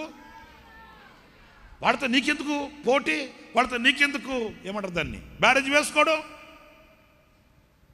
నిన్ను నీవు నిరూపించుకోవాయా, యథార్థంగా నువ్వు చేసి చూపించవాయా. వాళ్ళు ఎవరో చేస్తున్నారు, వాళ్ళు అలా చేస్తున్నారు, వీళ్ళు ఎలా చేస్తున్నారు, అలా చేయాలి నాకు కుదరదు. నిన్ను చేయమనింది ఎవడో అలాగా, నువ్వు యథార్థంగా చేయి. కాదండి యేసన్న గారు అండి అబద్ధాలు చెప్పకపోతే కుదరదండి. ఎందుకు చెప్పకుండా ఉండవాయా? కుదిర్చో, మోసం చేయకుండా వ్యాపారం చేయలేవు, మోసం చేయాల్సిన అవసరంలా, యథార్థంగా చేయి. ఆశ్చర్యం సంగతి చెప్పనా, అంతేనంటావా, ప్రార్థన చేయి అన్నాడంట. సరే ప్రార్థన చేసి పంపిస్తే ఆయన అట్లాంటి వాడు చూడు, పోతూ పోతూ పెయింటర్ దగ్గర బోర్డు రాయించుకొని వెళ్ళాడంట. నేను బాప్తిసం పొందా, యథార్థంగా నేను వ్యాపారం చేస్తా బోర్డు. ఆ కొట్లు తగిలిచి పెడితే ఆ ఊరోళ్ళంతా అంట, రే ఆయన మారిపోయాడంట, ఇప్పుడు యథార్థంగా అంట వ్యాపారం అని ఎగపడ్డారంట. ఉదయం కొట్టు తీసినప్పటి నుంచి రాత్రి కొట్టు మూసేంతవరకు కిక్కిరిసిపోయారంట జనం. నువ్వు చేసి చప్పట్లు కొట్టడం కాదు, ఆపండి, సచ్చు చప్పట్లని కొడతారు. మీరు చేసి చూడండి. వచ్చి చెప్తాడంటే యేసన్న గారితో, అన్నా చేతులు గూడు రెక్కలు పడిపోతున్నాయి అన్న పొట్లాలు కట్టలేక. ఎందుకని? యథార్థంగా చేస్తుంటే దేవుడు ఆశీర్వదించాడు. వాళ్ళలాగా నువ్వు కూడా చేసావనుకో, వాళ్ళతో నువ్వు కూడా కలిసిపోతావు. అదే కదా పరిశుద్ధాత్ముడు చెప్పింది, ఈ తరము వారికి మీరు వేరై అన్నాడా, కలిసిపోయి అన్నాడా? వేరే వాళ్ళంటే మనకెందుకండి వాళ్ళతో పని ఏంటండి బాబు? వాళ్ళు 7 గంటలకు వస్తారు, వాళ్ళు 8 గంటలకు వస్తారు, వీళ్ళు 11 గంటలకు వస్తారు, వాళ్ళని అడగరు, నన్ను అడుగుతారు. వాళ్ళతో నీకేంటి పోటీ? నీవెవరు, నీ దేవుడు ఎవరు? అంతే. లేకపోతే అంత దుర్మార్గంగా ప్రవర్తిస్తున్న వాళ్ళ మధ్యలో అతడు ఎంత యథార్థంగా ఉన్నాడు, మరి దేవుడు వాళ్ళని బలపరచడా? మీరు చెప్పండి. యథార్థత కలిగిన వాళ్ళని బలపరుస్తాడా, దుర్మార్గులను బలపరుస్తాడా? ఒకరితో మనకేంటి పని చెప్పండి? కాకినాడలో అంటే నా అనుభవాలు కొన్ని చెప్తాను మీకు. కాకినాడలో మీటింగ్కి వెళ్ళాం, విజయవాడలో హోల్ నైట్ ముగించుకొని వెళ్ళాం కాకినాడకి. వెళ్ళి గ్రౌండ్లో దిగాము, లైట్లన్నీ అప్పుడు మేమే వేసుకోవాలి, లైట్లన్నీ బిగించేసుకున్నాము, స్టేజ్ అయిపోయింది. మా వాళ్ళకి కళ్ళ మీద ఉన్నదిరా. సరే అక్కడ ఆనంద్ భవన్ ఒకటి హోటల్ ఉంటే అక్కడ మీకు భోజనాలు అని చెప్పారు వాళ్ళు కాకినాడలో. సరే అందరు వెళ్ళిపోతే ఎట్లా, సామాన్లు ఉన్నాయి కదా, లైట్లు కట్టేసి ఉన్నాం, సామాన్లు ఈ స్పీకర్ బాగా ఏమైనా దింపుకొని ఉన్నాం అక్కడ. అందరూ ఆకలిగా ఉంది, నిద్ర వస్తున్నట్లు. సరే మీరు వెళ్ళిపోయి భోంచేసి రాపోండి, తర్వాత నేను భోంచేస్తాను, మీరు వెళ్ళిపోండి, మీరు వెళ్ళి భోంచేసి రండి అని చెప్పాను. సరే వాళ్ళు అన్నారు, కాదన్నా మీరు ఇక్కడ ఉండడం ఏంటన్నా, మీరు కూడా రండి అన్నారు. సరే నేను ఉంటా, మీరు ఎవరన్నా ఉండమన్నా. మళ్ళీ దానికి ఒప్పుకోవట్లే. 2 వాళ్ళే చెప్తారు, నువ్వు ఉండడం ఏంటన్నా అంటారు. సరే మీరు ఎవడన్నా ఉండండి రేడా, మేము పోయి భోంచేసి తెలుతూ అంటే మళ్ళీ ఒకరి ముఖాలు ఒకరు చూసి, ముఖాల్లో ఫేస్ రీడింగ్ ఉంటుంది కదా, ముఖాలు మార్చుకుంటున్నారు. నేను అన్నాను సరే అలాండి వెళ్ళి భోంచేసి రాపోండి. వెళ్ళారండి. నా పని ఏంటంటే నాకు వాళ్ళతో ఏంటి, వాళ్ళేంటి, వీళ్ళేంటి, వాళ్ళేడు వీడు ఎందుకు, మనం చేయగలమా, చేద్దాం అంతే కదండి. చేయలేనిది ఎటు చేయలేం, మనం చేయలేనిది చేస్తామండి. ఇప్పుడు మీలో ఎవరినన్నా ఒకరిని పిలిచి 500 అదొక బాక్స్ ఉంది, 500 కేజీలు ఉంటుంది ఇంచుమించు, దాన్ని ఎత్తుకున్నాడు ఆడ పెడతారపో అని ఒకరు చెప్పి నన్ను ఎత్తుతారా? 3 గంటలకు సమాధి పెట్టి తేవద్దు. ఇప్పుడు ఆ బాక్స్ ఒకరిని ఎత్తుకెళ్ళి ఆడ పెడతారమంటే చేత గాంధీ చేయలేని తిట్టు మనం చేయలేము, చేయగలిగింది చేద్దాం. చాలమ్మే కాదు, గట్టిగా చెప్పాలా. మరి అది చేయలేనిది చేయమంటే ఏయా కొంచెమన్నా కామన్ సెన్స్ ఉండాలి స్వామి. నేను చేయలేనిది నాకు చెప్తే ఎట్లాగండి, నా వల్ల కాదండి అనొచ్చు. చేయలేనిది ఎటు చేయలేం, మనం చేయగలిగింది చేద్దాం. మీరు అలానే రా బాబు, మీరు వెళ్ళి తిరిగి రాబు, నాకు పెద్ద కష్టమేం కాదు. అందరూ వెళ్ళారు. నీకు మాట చెప్పనా, వెళ్ళి తిని ఇల్లు మా వాళ్ళే, మీ గురించి కాదు, మా వాళ్ళే తిని, కొందరేమో హాయిగా అక్కడ ఒక రూమ్ తీసామండి, ఒక ఉదయం ఏదో హాల్ తీసామని చెప్తే వెళ్ళి పడుకున్నారు. ఇంకా నేను కూర్చున్నా గ్రౌండ్లోనే. 2 అయింది సాయంకాలం, 3 అయింది, ఒక్కనే కూర్చొని ఉన్నా. 3 నాకు బాగా గుర్తు, 3:15, 3:20కి బుర్రను కారు ఒకటి వచ్చింది గ్రౌండ్లోకి. వచ్చి ఎవరో చూస్తూ ఉన్నాను. నేను చూస్తే ఎవరో కాదు, ఆ కారులో అన్నున్నాడు. అవునండి, కారులో అన్నున్నాడు. ట్రైన్ దిగాడన్న, ఆ మీటింగ్ పెట్టించేవాళ్ళు కారు తీసుకెళ్ళి అన్నని పికప్ చేసుకుని రూమ్కి తీసుకెళ్తుంటే, మరి ఇట్లా ఉంటాయి కలిసి వచ్చే కాలం అంటే. మనకు ఫోన్ చేసి రారు, కలిసి వచ్చే కాలం అంటే ఇట్లా ఉంటుంది. అప్పుడు అన్న ట్రైన్లో వెళ్ళేవాళ్ళు, ట్రైన్లో దిగాడు, వాళ్ళు వెళ్ళి కారు తీసుకెళ్ళాలని పికప్ చేసుకున్నారు. కారులోకి తీసుకొని అన్నని రూమ్లోకి తీసుకెళ్తుంటే అన్న అన్నాడంట, గ్రౌండ్ దాకా వెళ్ళి గ్రౌండ్ చూసేసి పద అన్నాడంట. ఆయనకు వచ్చింది ఆ ప్రేరేపణ. మరి మనకి ఏం చేస్తాం? నేను ఒక్కనే కూర్చొని ఉన్న, మంచి 3:30 అప్పుడు ఒక్కనే కూర్చొని ఆ స్టేజ్ పక్కన. అన్న వచ్చి గ్రౌండ్ చూశాడు, సామాన్లు ఉన్నాయి, అన్నీ అక్కడే ఉన్నాయి.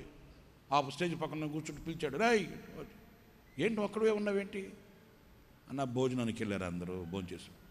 మరి నువ్వు భోజనం చేయవా అన్నాడు. వెళ్తానన్నా, వాళ్ళు వచ్చిన తర్వాత నేను వెళ్తాను. టైం ఎంతరా అన్నాడు. వెళ్తాలే అన్న. ఆయనకు అర్థమైంది, ఎవడు యథార్థంగా చేసేది, ఎవడు నటించేది తెలీదా ఏంటి? మరి అంతే, ఎవరో చూస్తున్నారు. నటించడం వద్దు, జీవించాలి. నటన ఎక్కువైపోయింది. మీకు అర్థమైందా? ఆ తర్వాత మీటింగ్ పెట్టించిన పాస్టర్ గారు చెప్తే తెలిసింది నాకు. మనం ఎప్పుడు అవన్నీ అడుగు మనకు అంత లేదు, కానీ ఆయన చెప్పాడు. అన్న కారులో ఎక్కి వెళ్ళేటప్పుడు ఆయనతో అన్నాడట, మా పిల్లలు చూడవా, వాడిని ఒక్కడిని వదిలిపెట్టి వెళ్ళిపోయినారు. వాడికి ఆకలేస్తుంది కదా, వాడు రాత్రి హోల్ నైట్లో విజయవాడ హోల్ నైటే ముగించుకుని వెళ్ళాం మేము. రాత్రి అంతా హోల్ నైట్లో తబలా ప్లే చేస్తూనే ఉన్నాడు, పాటలు పాడుతూనే ఉన్నాడు. వాడు హోల్ నైట్లోంచి వచ్చినాడే కదా. ఈ పిల్లలు చూడ బాధ్యత లేకుండా వాడిని ఒక్కడిని వదిలిపెట్టి వెళ్ళిపోయినారు. వాడికి ఆకలేస్తుంది కదా, పోనీ వాడికి ఒక ప్యాకెట్ తీసుకొచ్చి తింటాడుగా. వాడు టైం ఎంత, 3:30, 4 అవుతుంది. అంటే నేను చెప్పేది ఏంటంటే, మనం కొని తెచ్చుకోవాల్సిన అవసరం లేదు, ఘనతని దేవుడు ఇస్తాడు. మనం పూటపడి తెచ్చుకోవాల్సిన అవసరం లేదు, మెప్పుని దేవుడు ఇస్తాడు. నువ్వు యథార్థంగా చేస్తే చాలు, దేవుడిని ఎదుట నీ హృదయం యథార్థంగా కనబడి. ఒకరితో మనకు అనవసరం అండి, వాళ్ళు చేస్తున్నారా, వీళ్ళు చేస్తున్నారా, వాళ్ళు ఉంటున్నారా, వీళ్ళు ఉంటున్నారా. వాళ్ళతో పెట్టుకుంటే ఎప్పటికైనా మనం దేవుడిని చూడలేము, మనం ప్రభుని చూడలేము. అంతే. ఈ యోతాము అనే అతను చెడు నడతగలిగిన ప్రజల మధ్యలో యథార్థంగా ఉన్నాడంట. ఎలా ఉండగలుగుతున్నావయ్యా అని అడగండి. అందరు నన్ను చూడండి, ఎలా ఉండగలుగుతున్నావయ్యా అని అడగండి. నేను చెప్తాను వినండి. ప్రభువుని చూస్తే ఉండగలుగుతాం. హల్లెలూయా, ఆమేన్. సరే, చాలా టైం అయిపోయింది. మొదటిది, ఎవరిని బలపరుస్తాడు ఆయన? యథార్థవంతులు. సెకండ్ వేడ్, రెండవ మాట చెప్తాను, టైం అయిపోతుంది, త్వరగా చెప్తాను, ఇంకో 2-3 మాటలు. హెబ్రీ పత్రిక 12వ అధ్యాయం 8వ వాక్యం. కుమారులైన వారందరూ శిక్షలో పాలు పొందుచున్నారు. మీరు పొందని ఎడల, మీరు ఆ శిక్షలో పాలొందని ఎడల దుర్బీజులే గాని కుమారులు కారు. ఓకే. మరియు శరీర సంబంధులైన తండ్రులు మనకు శిక్షకులై ఉండిరి. శరీర సంబంధమైన తండ్రులు మనకు శిక్షకులై ఉన్నారు. వారి యందు భయభక్తులు కలిగి ఉంటే మనం వాళ్ళ యందు భయభక్తులు కలిగి ఉన్నాం. మంచిదే. అట్లయితే ఆత్మలకు తండ్రి అయిన వానికి మరి ఎక్కువగా లోబడి బ్రతకవలెను కదా. వారు కొన్ని దినములు మట్టుకు తమకి, వారు ఎవరు? ఈ శరీర సంబంధులైన తల్లిదండ్రులు కొన్ని దినముల మట్టుకు తమకిష్టము వచ్చినట్లు మనల్ని శిక్షించిరి గాని వాళ్ళు తమకిష్టం వచ్చినట్లు మనల్ని శిక్షిస్తారు కానీ మనము తన పరిశుద్ధతలో పాలు పొందవలెనని మనము పరిశుద్ధతలో పాలొందవలెనని మన మేలు కొరకే ఆయన శిక్షించుచున్నాడు. ఆయన మన మేలు కొరకే శిక్షించేది. గట్టిగా కొట్టండి చప్పట్లు. గట్టిగా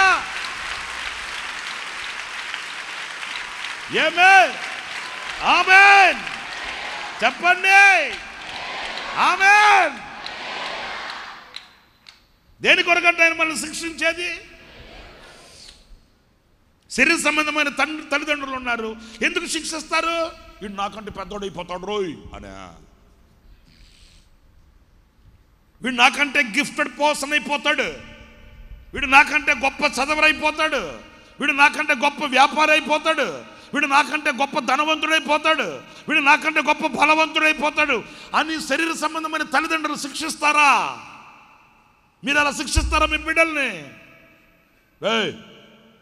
ఎందుకు ఊరికి చదువుతావు, చదివిన చాలు పడుకో అంటారమ్మా అనేవాళ్ళు ఎవరన్నా ఉంటే లేకండి అమ్మా. ఎందుకు ఊరికనే పని చేసుకొని వస్తుంటావు, ఊరికనే డబ్బులు తీసుకొని వస్తుంటావు, ఎందుకు దేబాకు రేపటి డబ్బులు దేబాకు అనే తండ్రులు ఎవరైనా ఉన్నారా? అయ్యా పక్క కొంచెం ఉంటే లేకంటే కొబ్బరిగా కొడతాం మీకు. రాశి రంపాన పెడుతున్నారుగా. కోళ్ళ ఫారంలో కోళ్ళక కదా లైట్లు వేసినట్లు లైట్లు వేసి చదివే పాశువాకు చదువా మమ్మీ నువ్వు నిద్రపో, నాకు నిద్ర రాదు, నేను గుడ్ల గుబ్బలాగా చూస్తూ ఉంటా. వాళ్ళు కొంతకాలం మట్టికే సరే, కోపం వచ్చినా బాధ కలిగిన వేదన కలిగిన పెటా పెటా పెటా నాలుగు తగిలిస్తారు. ఎందుకు తగిలిస్తారు? ఆ చెడు మార్గంలో నువ్వు వెళ్ళకూడదని కదా, నీ ఫ్యూచర్ బ్రైట్గా ఉండాలని కదా, నీవు రాబోయే రోజుల్లో ఒక ప్రకాశమానమైన ప్రశాంతత కలిగిన బ్రతకాలని కదా. అంతేనా కాదా తల్లిదండ్రులు? మీరు చెప్పండి బాబా. హలో నాయన, మీరు వింటున్నారా లేదా స్వామి? అంతేనా కాదా? మీ పిల్లల మీద మీరు ఎప్పుడన్నా కక్షతో ఈర్ష్యతో ద్వేషంతో కత్తి నూరారా? లేదు. ఎంత కొట్టినా ఎంత తిట్టినా వాళ్ళ క్షేమం కొరకే. కొట్టినంతసేపు కొట్టి పీకి నాలుగు చెంప మీద వాతలు పడేట్టు కొట్టి మళ్ళీ పొయ్యి దగ్గరికి వెళ్ళి ఏడుచుకుంటుంది ఒకటే. ఏడు కొట్టమన్నాడు, ఏడు ఏడవమన్నాడు నిన్ను. అంతేనా కాదా? తండ్రి పెటా పెటా పెటా నాలుగు కొడతాడు, మళ్ళీ సాయంకాలం క్రీమ్ స్టోర్కి తీసుకెళ్తాడు, ఐస్ క్రీమ్ తినబెడతాడు. అమాయకంగా తింటుంటే బిడ్డ తింటుంటే మళ్ళీ చాటుకెళ్ళి ఏడ్చుకుంటాడు తండ్రి, కొట్టాను రైడ్ని అట్లాగని చెప్పి. ఎందుకు కొడతారు?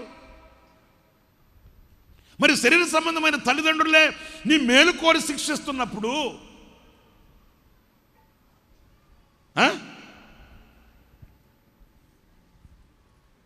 తన పరిశుద్ధతలో పాలొందవలెనని, మాట చూడండి, తన పరిశుద్ధతలో పాలొందవలెనని. ఎందుకని మనల్ని శిక్షించేది? నేను పరిశుద్ధుడనై ఉండులాగున మీరును పరిశుద్ధులై ఉండండి. తన గోల్, తన టార్గెట్ అది. మనల్ని కొట్టినా తిట్టినా గిచ్చినా గుచ్చినా నొప్పింప చేసినా ఒప్పింప చేయడానికే. తన పరిశుద్ధతలో ఆయన ఎలాగ పరిశుద్ధుడై ఉన్నాడో అలాగున మనం కూడా పరిశుద్ధులమై ఉండవలెనని మేలు కొరకే. ఆ మాటని నోట్ చేసేసుకోండి మీరు. ఎక్కడ బైబిల్లో కాదు, ఇప్పటికే బైబిల్ అక్షరాలు కనపడకుండా కొట్టేశావు. ఇప్పుడు ఒక్క వాక్యం కనిపించట్లా, కొట్టేసినారు వీళ్ళు. బైబిల్లో కొట్టేదిలే, గుండెల్లో కొట్టేసుకోండి. మెత్తని మీ హృదయముల మీద రాసుకోండి. శిక్ష దేని కొరకు? ఏంటి మరి? ఎందుకు మరి? ఇప్పుడే ఎందుకంటున్నా? మేలొద్దని. మేలొద్దా? మరి శిక్షించిన ఆయన శిక్షించు. కొట్టా ఏయ్ గోప గుయ్యి అనాలి ప్రభుకు.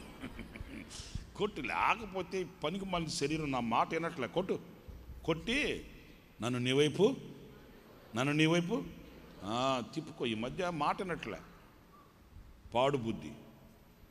కొంచెం పంటికి నోటికి కంటికి ఇంటికి కొంచెం కమ్మకు దొరికేసరికి ఈ మధ్య ప్రార్థనకు టైంకి వెళ్ళలేకపోతున్నా. ఏయ్ ప్రభా, నలుపయా, కొట్టయా, కొట్టా. ఏంట్రా నువ్వే కొట్టు అంటున్నావు అంటే, అవును ప్రభువా, నా మేలు కొరకే కదా, నాకు మేలు కావాలి కదా. హల్లెలూయా, హల్లెలూయా. ఎవరిని బలపరుస్తాడంట ఆయన? ఇప్పుడు 11వ వాక్యం చూడండి. 11వ వాక్యం. మరియు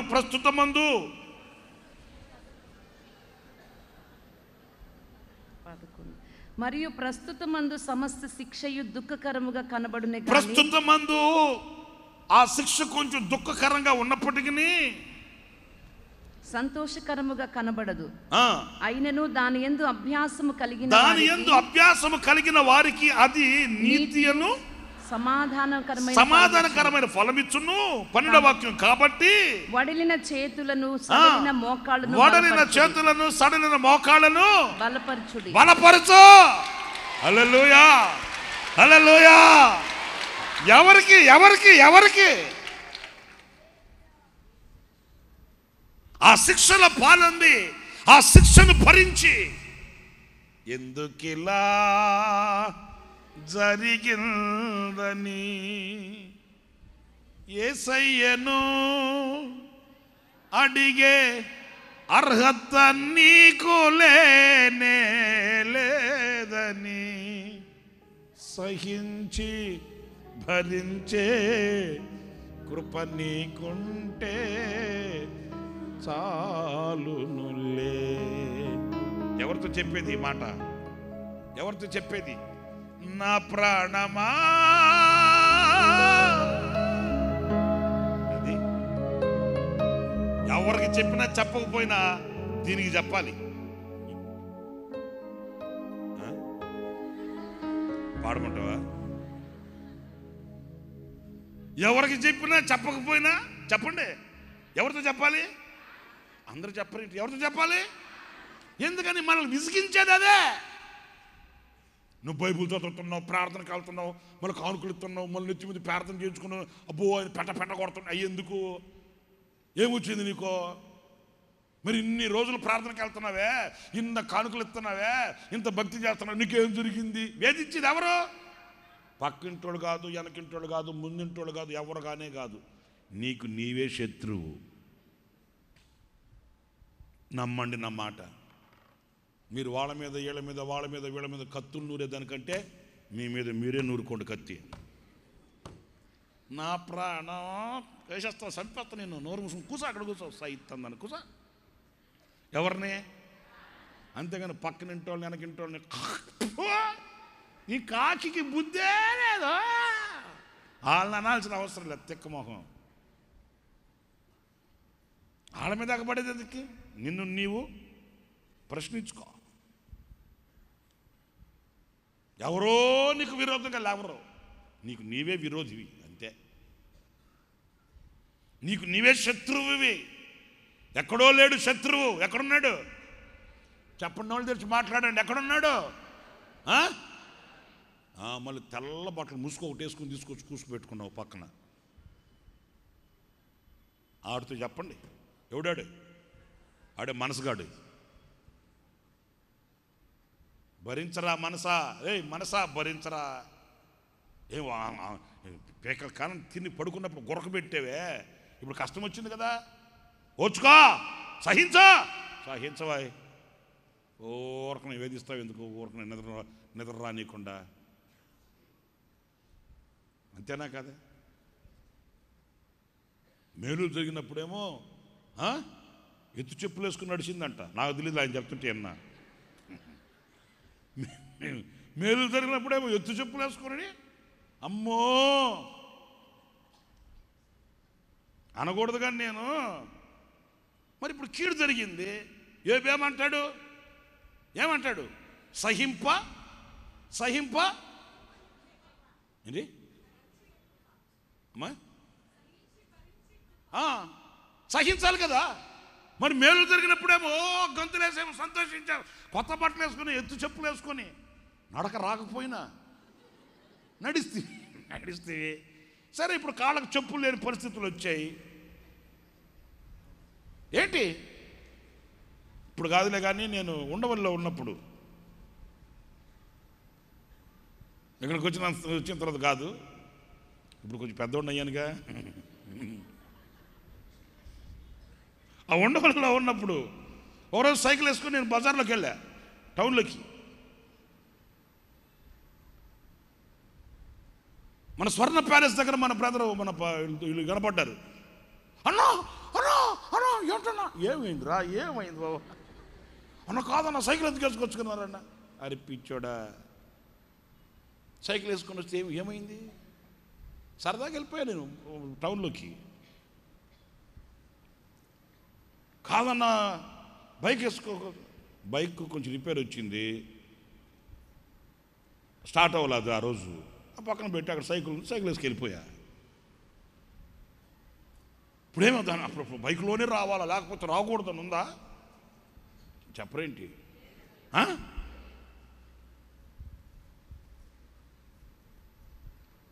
అది కుదరలా, ఇది కుదిరింది, వేసుకుని వచ్చేసా. ఒక వేదిక వేసేసుకొని, జాగ్రత్తగా వినాలి, మీరు అంత వింటున్నారా లేదా?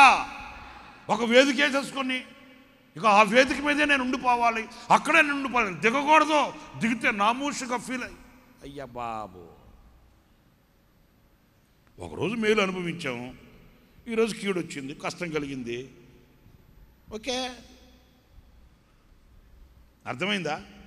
నిన్న పీకలు కానబెట్టాడు, ఈరోజు కాదన్నాడు. ఓకే, దానికి మళ్ళీ పాటల పుస్తకము బైబిల్ ముందు పెట్టుకొని ఏం చెప్పండి, ఏం పాడమంటారు చెప్పండి? నా బతుకే ఘోరమా. ఏం ఘోరం కాల. ఎందుకు అవుతుంది ఘోరంగా? ఒకనాడు విశాలమైన మార్గంలో నడిపించాడు, ఇప్పుడు కొంచెం ఇరుకైన మార్గంలో నడిపిస్తున్నాడు. ఓకే ప్రభువా, నా చేతిని పట్టుకో చాలు. ఇరుకైతే ఏంటి, అగ్ని అయితే ఏంటి, సముద్రాలు అయితే ఏంటి, పర్వతాలు అయితే ఏంటి, నా చేయి పట్టుకో చాలు. స్తోత్ర, హల్లెలూయా. చిన్న కాలువ బారుతా ఉంది అక్కడ, చిన్నపిల్ల పుట్టది వెళ్తా ఉంది, పుట్టది. వాళ్ళ నాన్న వెళ్తా ఉన్నాడు, వాళ్ళ నాన్న కాలువ దాటి వెళ్ళిపోయాడు. ఈ పుట్టపిల్ల చేతులు ఊపుకుంటూ వెళ్తా ఉంటే కాలువ ఎదురైంది, చూసింది, అక్కడ నిలబడిపోయింది. ఎందుకు నిలబడిపోయింది? మరి వాళ్ళ నాన్న చూశాడు, ఏది ఏంటన్నారు, ఓయ్ రా అంటే అక్కడ నిలబడిపోయి కాలువ చూస్తుంది. అప్పుడు వాళ్ళ నాన్న వచ్చాడు దగ్గరికి, వెంటనే ఏం చేస్తుంది? ఎందుకు వచ్చింది కాలువ? వాట్ ఈస్ దిస్ కాలువ అంటదా? కాలువ తాపలకి ఏం పని చెయ్యిస్తుంది వాళ్ళ నాన్నకి. అంతే జరిగేది. స్తోత్రం కలుగును గాక. హల్లెలూయా. జరిగేది ఏంటి? కేసు పెడతారా? నేను వెళ్ళే మార్గంలో కాలం ఎందుకు వచ్చింది? ఏ ప్రభుత్వాలు ఏం చేస్తున్నాయి, నాయకులు ఏం చేస్తున్నారు? నిద్రపోతున్నారా? వాళ్ళేం నువ్వు నిద్రపోతున్నావు. కాలువలు రాకుండా ఉంటాయా? ఎత్తుపాలాలు ఉండకుండా ఉంటాయా? శ్రమలు రాకుండా ఉంటాయా? కన్నీళ్ళు రాకుండా ఉంటాయా? కళ్ళు ఉండేది ఎందుకు? చూడ్డానికా? వస్తాయి. ఏమొస్తాయి? సంతోషమందైన శ్రమల ఎందైన. అంతే. చాలే, నాకు తెలుసుగా, రాసింది నేనేగా. అంతే. అది వచ్చినా ఇది వచ్చినా ఏం చేయాలి మనం? మరి అంతే. చనుక్కొని గొణుక్కొని పిల్లలు వంగబెట్టి గుద్ది, అదే సమయానికి ఆయన అన్నం భోజనానికి కూడా వస్తే, నువ్వు మొగుడువా యముడువా, రక్తం దాగేస్తా, నన్ను ఎందుకు కట్టుకున్నావు? ఏ పొగ సగలైపోతున్నాయి ఈ రోజున. ఏం బ్రదర్ ఆరాధనకు రాలి? నా మనసు బాగలేదండి. మరి పిచ్చాడు, మనసు బాగలేకపోతే ఇంట్లో కూర్చుంటే బాగా వచ్చేస్తుందా? ఏమ్మా ఆరాధనకు ఆరాధనంటే, అన్నా నేను సహించలేకపోతున్నా. ఇంట్లో కూర్చుంటే సహిస్తావా? వాటికి దీనికి సంబంధం ఏంటి అసలు? ఆమె చెప్పండి. దేనికి నేను చెప్పేది? దేవుని సన్నిధిలో ఆరాధించడానికను ఈ సమస్యల వలయాలకి ఏంటి సంబంధం? అవే ఆ? ఇవే సమస్యలు ఉన్నాయని చెప్పి తినకుండా మానేస్తున్నారమ్మా. అప్పుడే 4 పళ్ళు ఇంకెక్కువ తింటున్నారు. ఏం తింటున్నాం కూడా తెలియదు కొంతమందికి. ఏం చేసేది, నా బతికిట అయిపోయింది, తినకుండా మాను. అబ్బే అదిలే, అదే ఇదే.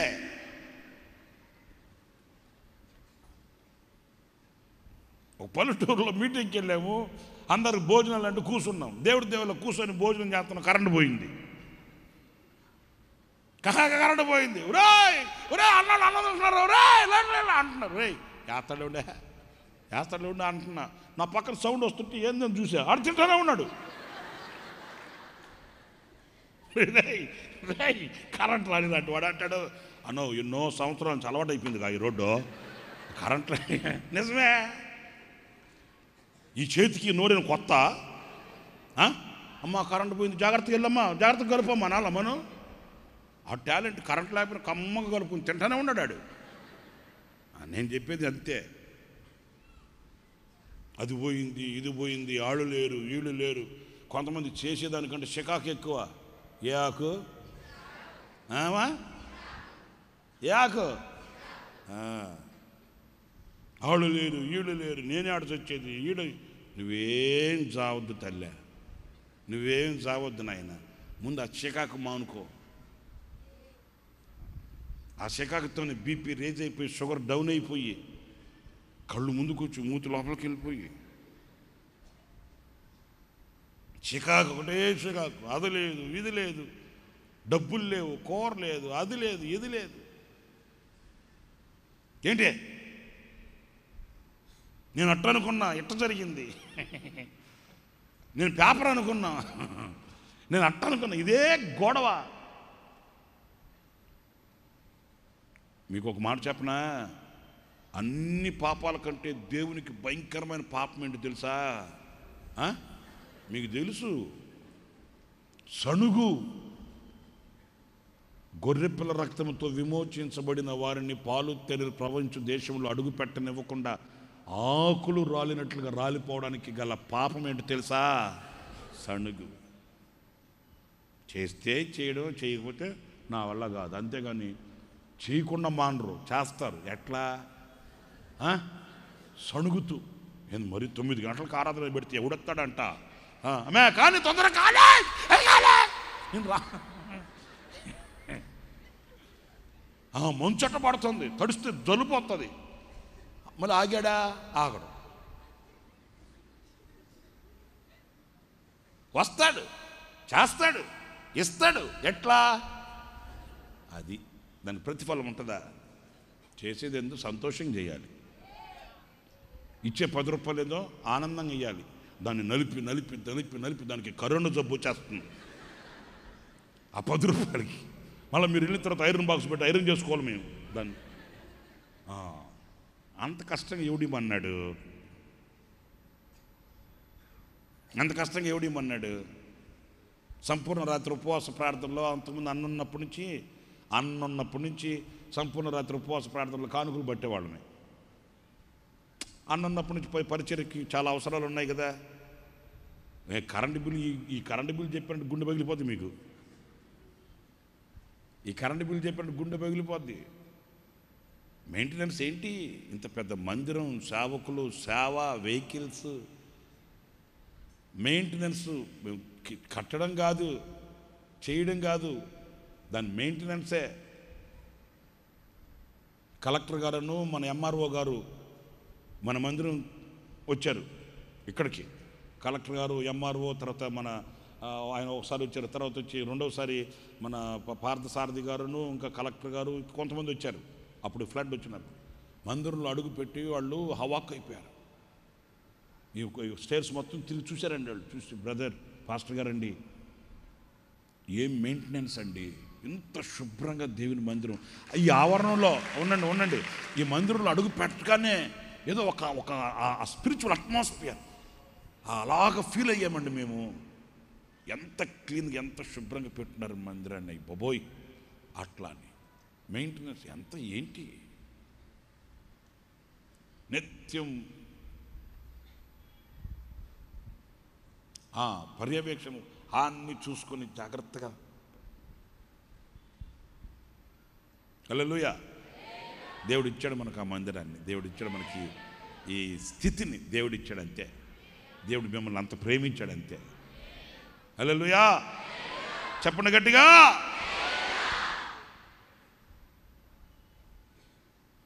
పౌలు అంటాడు కదా, ఏ స్థితిలోనైనా సంతృప్తి కలిగి అంతే.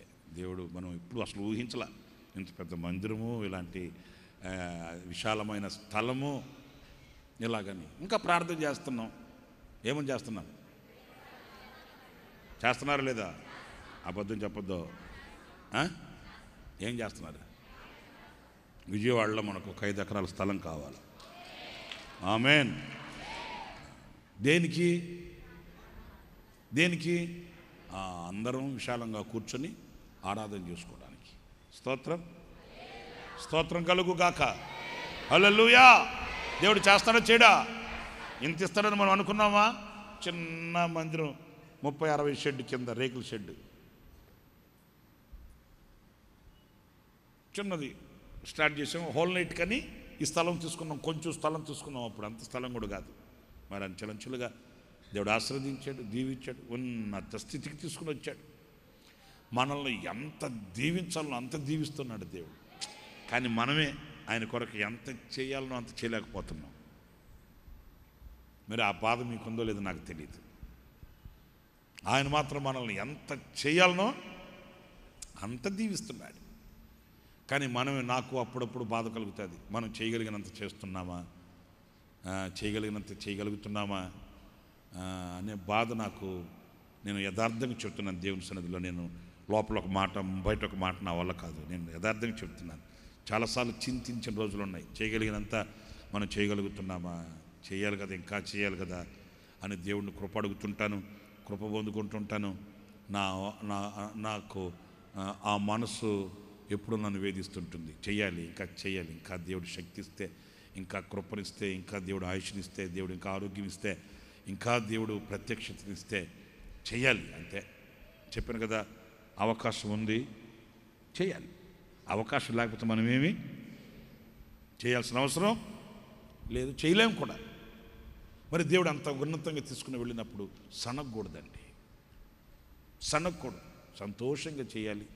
సంతోషంగా సనుక్కుంటూ చేస్తే దానివల్ల ప్రయోజనం ఏం మనకు ఉండదు. సంతోషంగా ఇచ్చువాడు ఆనందంగా. అప్పటి నుంచి ఏది ఇంత ఖర్చులు సేవలో ఉన్నాయి, ఉపయోగపడుతుందిలేమో. నేను అన్నా హోల్ నైట్లో కానుకలు పట్టేవాడు.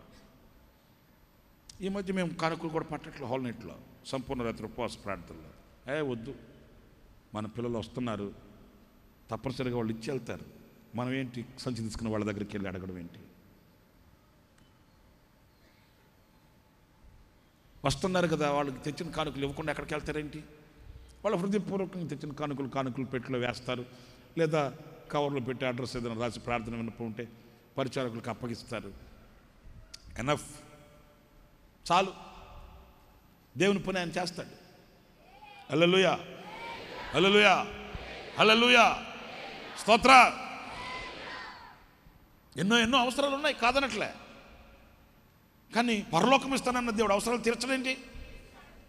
దానికోసం కూర్చొని సనుక్కొని గుణుక్కొని ఇదేంటి అదేంటి అది లేదు ఇది లేదు అని నేను అంత అనుకున్నాను. నేను వద్దు, ఇవన్నీ వద్దు. నేను రెండవది చెప్పేది ఏంటంటే, శిక్ష కలుగుతుంది, శ్రమ కలుగుతుంది, శాశ్వతమేమి కాదది, నిరంతరం ఉండేదేమి కాదది. దేవుడు నన్ను ఎందుకు హింసిస్తున్నాడని కాదు, మేలు కొరకే. నేను ఒకసారి మీకు ఒక నిర్వచనం చెప్పాను, మీకు గుర్తుందో లేదో. ప్రతి ఆశీర్వాదానికి ముఖద్వారం శ్రమ. మీరు నోట్ చేసుకోవాలి మనసులో ఈ మాటలన్నీ. ప్రతి ఆశీర్వాదానికి ముఖద్వారం ఏంటి? శ్రమ అనే డోర్, శ్రమ అనే ముఖద్వారం లేకుండా ఆశీర్వాదం వస్తుందా? మరి రాదు అనుకున్నప్పుడు మేలు కొరకే కదా. పేతురు రాసిన మొదటి పత్రిక 5వ అధ్యాయం 10వ వాక్యం చూడండి. తన నిత్య మహిమకు క్రీస్తునందు మిమ్మను పిలిచిన సర్వకృపానిధియగు దేవుడు కొంచెము కాలం షార్ట్ పీరియడ్, కొంచెం కాలం మీరు శ్రమ పడిన పిమ్మట శ్రమ పడాలన్నా వద్దా? అమ్మా అందరు చెప్పండి, శ్రమ పడాలన్నా వద్దా? శ్రమలు సహించాలన్నా వద్దా?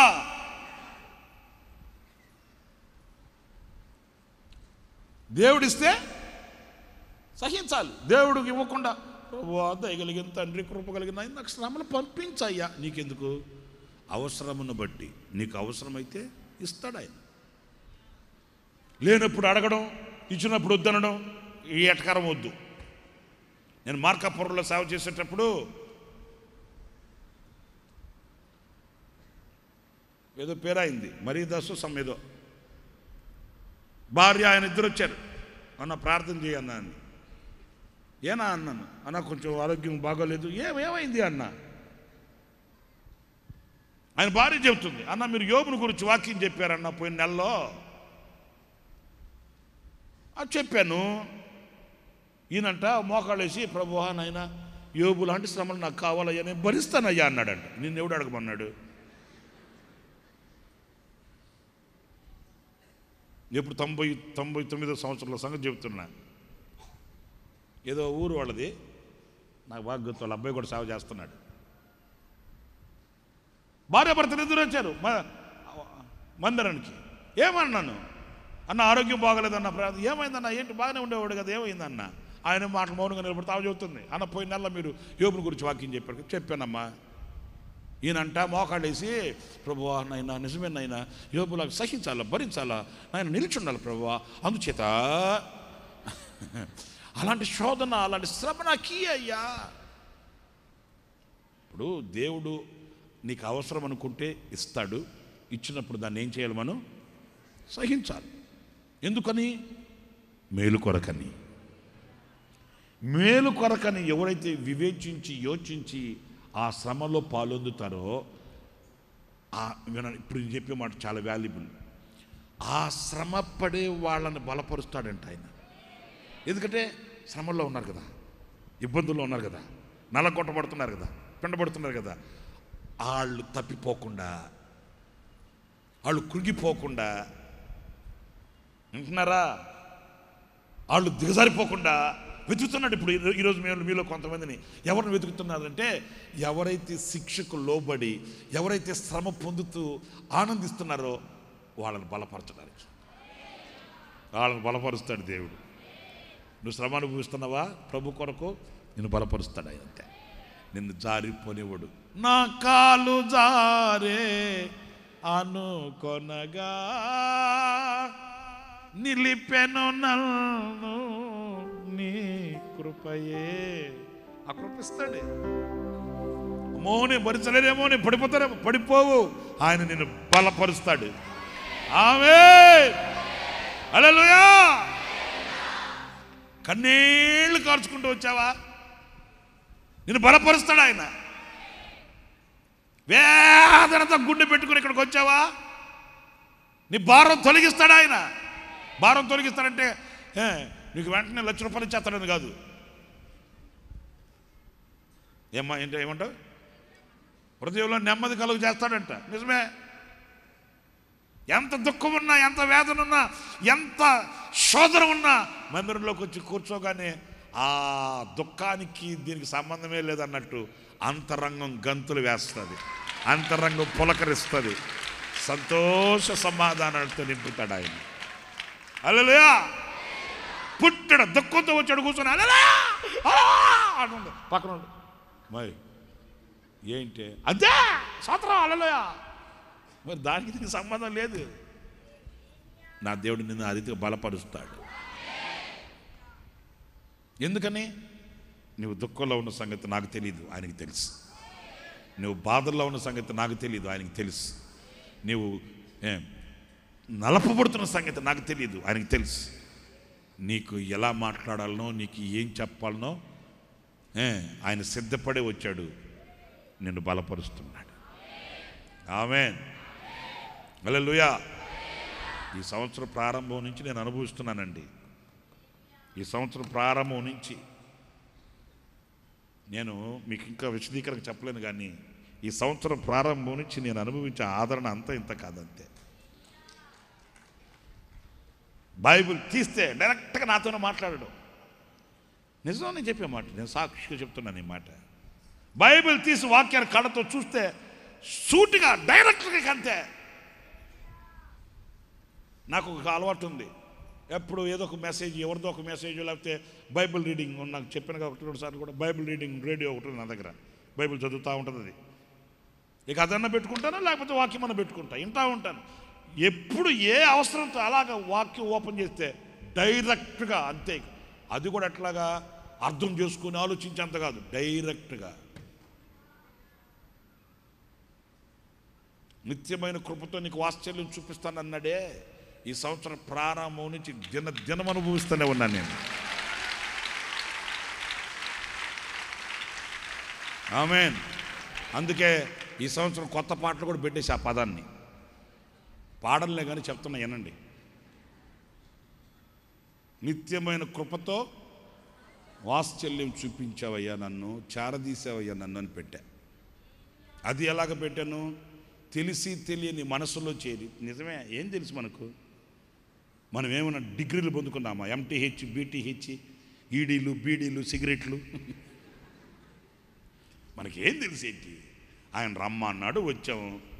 వచ్చిన తర్వాత ఇదిగో రేయ్ ఇది చదువు చెప్పరా అన్నాడు, చెప్తున్నాం అంతే. మనమేమి దీనిలో డిప్లొమా మనకు తెలుసా? తెలిసి తెలియని మనసు.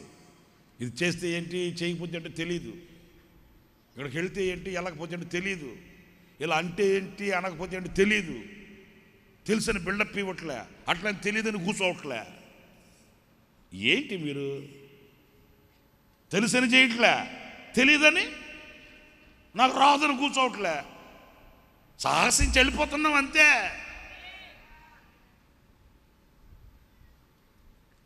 కాదు నీకేం తెలిస్తే చేస్తున్నావురా?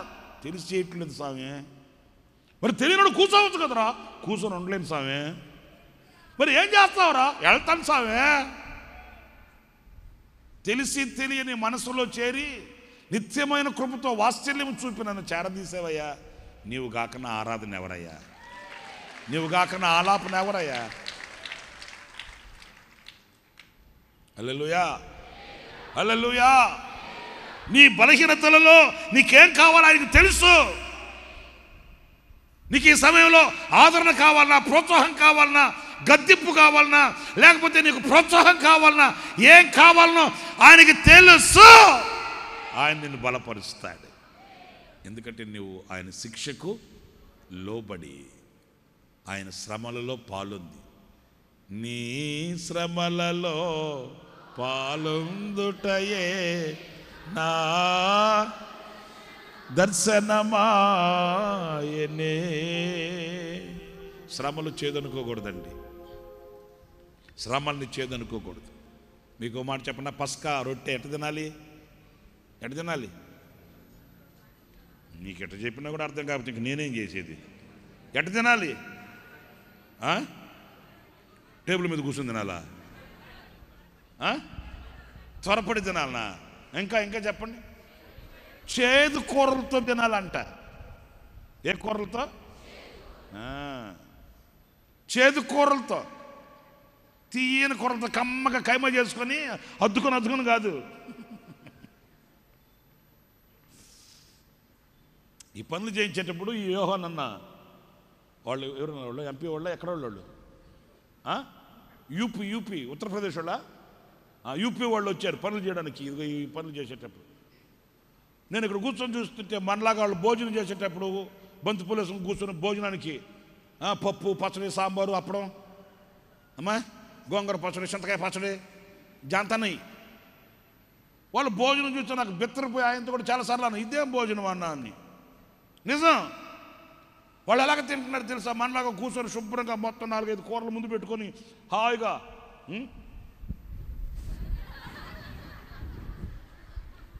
సామె ఇదిగో అక్కడ ఇటు కూర్చొని వాళ్ళు కాళ్ళు చాపుకుని ఇట్లాగా ఇలా కాళ్ళు చాపుకొని కూర్చొని బాక్స్ తెచ్చుకునే ఇంత బాక్స్, ఇంతే బాక్స్, దాంట్లో 2 చపాతీ, అంత బంగాళదుంప కుర్మ, కాళ్ళు చాపుకొని ఇట్లా కూర్చొని వాళ్ళు ఆ టిఫిన్ ఇంత బాక్స్ అండి, ఆ ఉప్మా చేసుకొని ఆ 2 చపాతీలని ఆ కురమన్నట్లు నంచుకొని 2 చపాతీలు తిన్నారు అంతే. తిని బాటిల్ నీళ్లు తాగి లేచారు.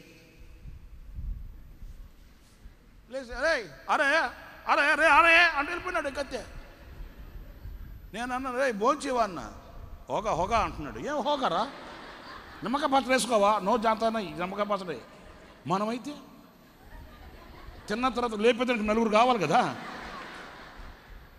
సరే అది కూడా చెప్తారేనండి. వీడు 2 చపాతీ, అది ఇంత బాక్స్, దాన్ని ఓపెన్ అది ఇప్పుడు ఉదయం వచ్చేటప్పుడు తెచ్చుకున్నాడు, ఎండిపోయినాయి. వాళ్ళు వాళ్ళు వాళ్ళు వాళ్ళ వాళ్ళ ఏమంటారు దాన్ని, ఫిజిక్స్ చూస్తే కట్టులాగా ఉన్నారు వాళ్ళు. చక్కగా బక్కోడు. ఇక్కడ ఒక ట్రస్ పైప్ ఉంది, ఇదిగో లైట్లు కట్టిన ట్రస్ పైపు. వాడు ఈ పైకి ఇక్కడ ఎక్కాడు, పైకి ట్రస్ పైకి ఎక్కి ఆ ట్రస్ మీద ఒక రాడ్ అండి, అది ఆ రాడ్ మీద బ్యాలెన్స్ చేసుకుంటే ఇతనికి వచ్చేసాడు. ఒరే ఒరే ఒరే అంటానే ఉన్నాడు. అంత తేలిగ్గా ఉన్నాడు. 2 చపాతీ అంత కూర మధ్య ఉన్నాడు కదా. ఇప్పుడు మనం ఎక్కితే కింద నుంచి సపోర్ట్లు ఎన్ని పెట్టాలా?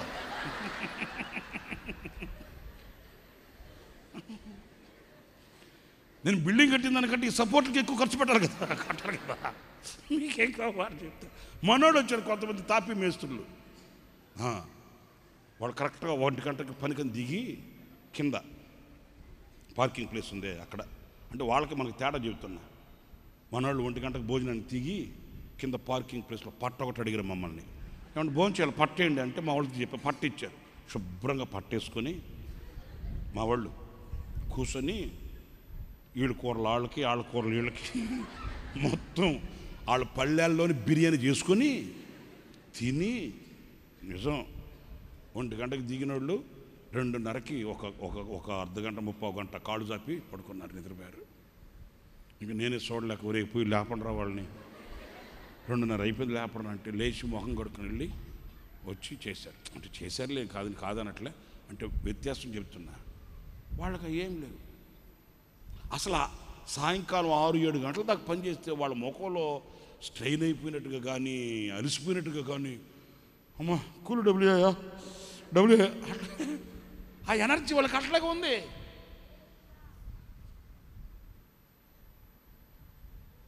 అలసిపోవట్లే. ఆమేన్ చెప్పండి. టైం అయిపోయిందయ్యా, టైం అయిపోయింది. నాకు తెలుసు, వాచింగ్ లేదు. స్తోత్రం.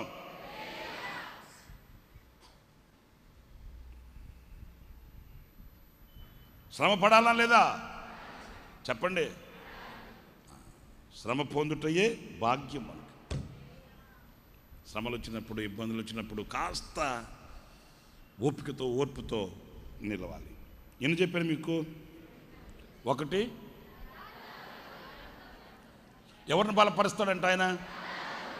యథార్థవంతులు బలపరుస్తాడు. 2, శ్రమ నొందిన వారిని.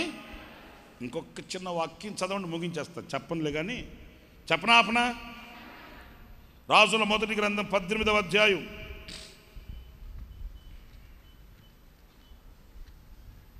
18వ అధ్యాయం 46వ వాక్యం. యెహోవా హస్తము ఏలియాను బలపరచగా. ఏలియాను బలపరిచిందంట. ఎవరిని? అందరు చెప్పండి, ఎవరిని? బలపరిస్తే ఏం జరిగిందంట? అతడు నడుము బిగించుకొని ఆహాబు కంటే ముందుగా, రాజు అయిన ఆహాబు రథం మీద వెళ్తుంటే, రాజు దేంట్లో వెళ్తున్నాడు? అందరు చెప్పండి. రథం మీద. ఎవరు? రాజు. మరి దైవజనుడైన ఏలియా రాకెట్లో వెళ్ళాడా? ఆయన రథంలో వెళ్తే రాకెట్లో వెళ్ళాడా? ఆయన రథంలో వెళ్తుంటే ఈయన బైక్లో వెళ్ళాడా? అరే పరిగెత్తుకుంటూ వెళ్ళిపోయాడంట. రాజుగారి కంటి ముందు వెళ్ళిపోయాడంట. ఇప్పుడు నేను చెప్పే మాట ఒక్క మాట వినండి, ముగించేస్తా. అదేంటంటే, దైవజనుడైన ఏలియాని దేవుడు బలపరచడంలో ఉన్న కారణం ఏంటంటే, ఏలియా ఆత్మ గలవాడు.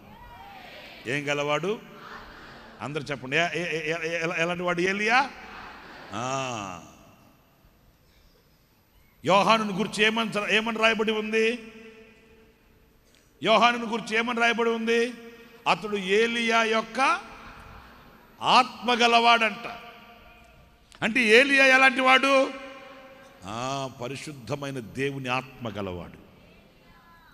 ఇక్కడ నేను చెప్పేది ఏంటంటే, ఆ దేవుని ఆత్మ, పరిశుద్ధమైన ఆత్మ మీరు పొందితే ఆయన మిమ్మల్ని తప్పక బలపరుస్తాడు. ఆయన మిమ్మల్ని బలపరుస్తాడు. ఇప్పుడు మీరు నోట్ చేయాల్సింది, మీరు వినాల్సింది ఏంటంటే, ఆయన బలపరచగా గనులైన వాళ్ళందరికంటే నీవు ముందుగా పరిగెత్తుతావు. అది నేను చెప్పాలనుకోండి. నీ కొలీగ్స్ ఉన్నారు కదా, మీరేమంటారు వాళ్ళని? మీ ఫ్రెండ్స్, మీ స్నేహితులు ఉన్నారు కదా, మీ కొలీగ్స్,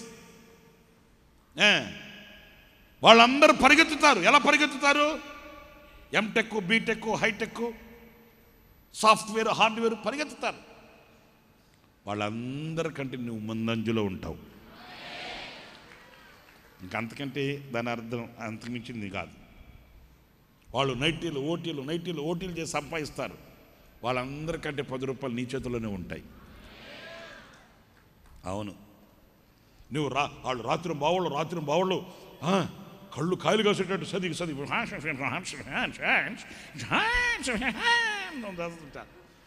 నువ్వు పుస్తకం పట్టుకొని 1 గంట చదివినా నువ్వు చదివింది నీ మనసులో స్థిరపరుస్తాడు నా దేవుడు.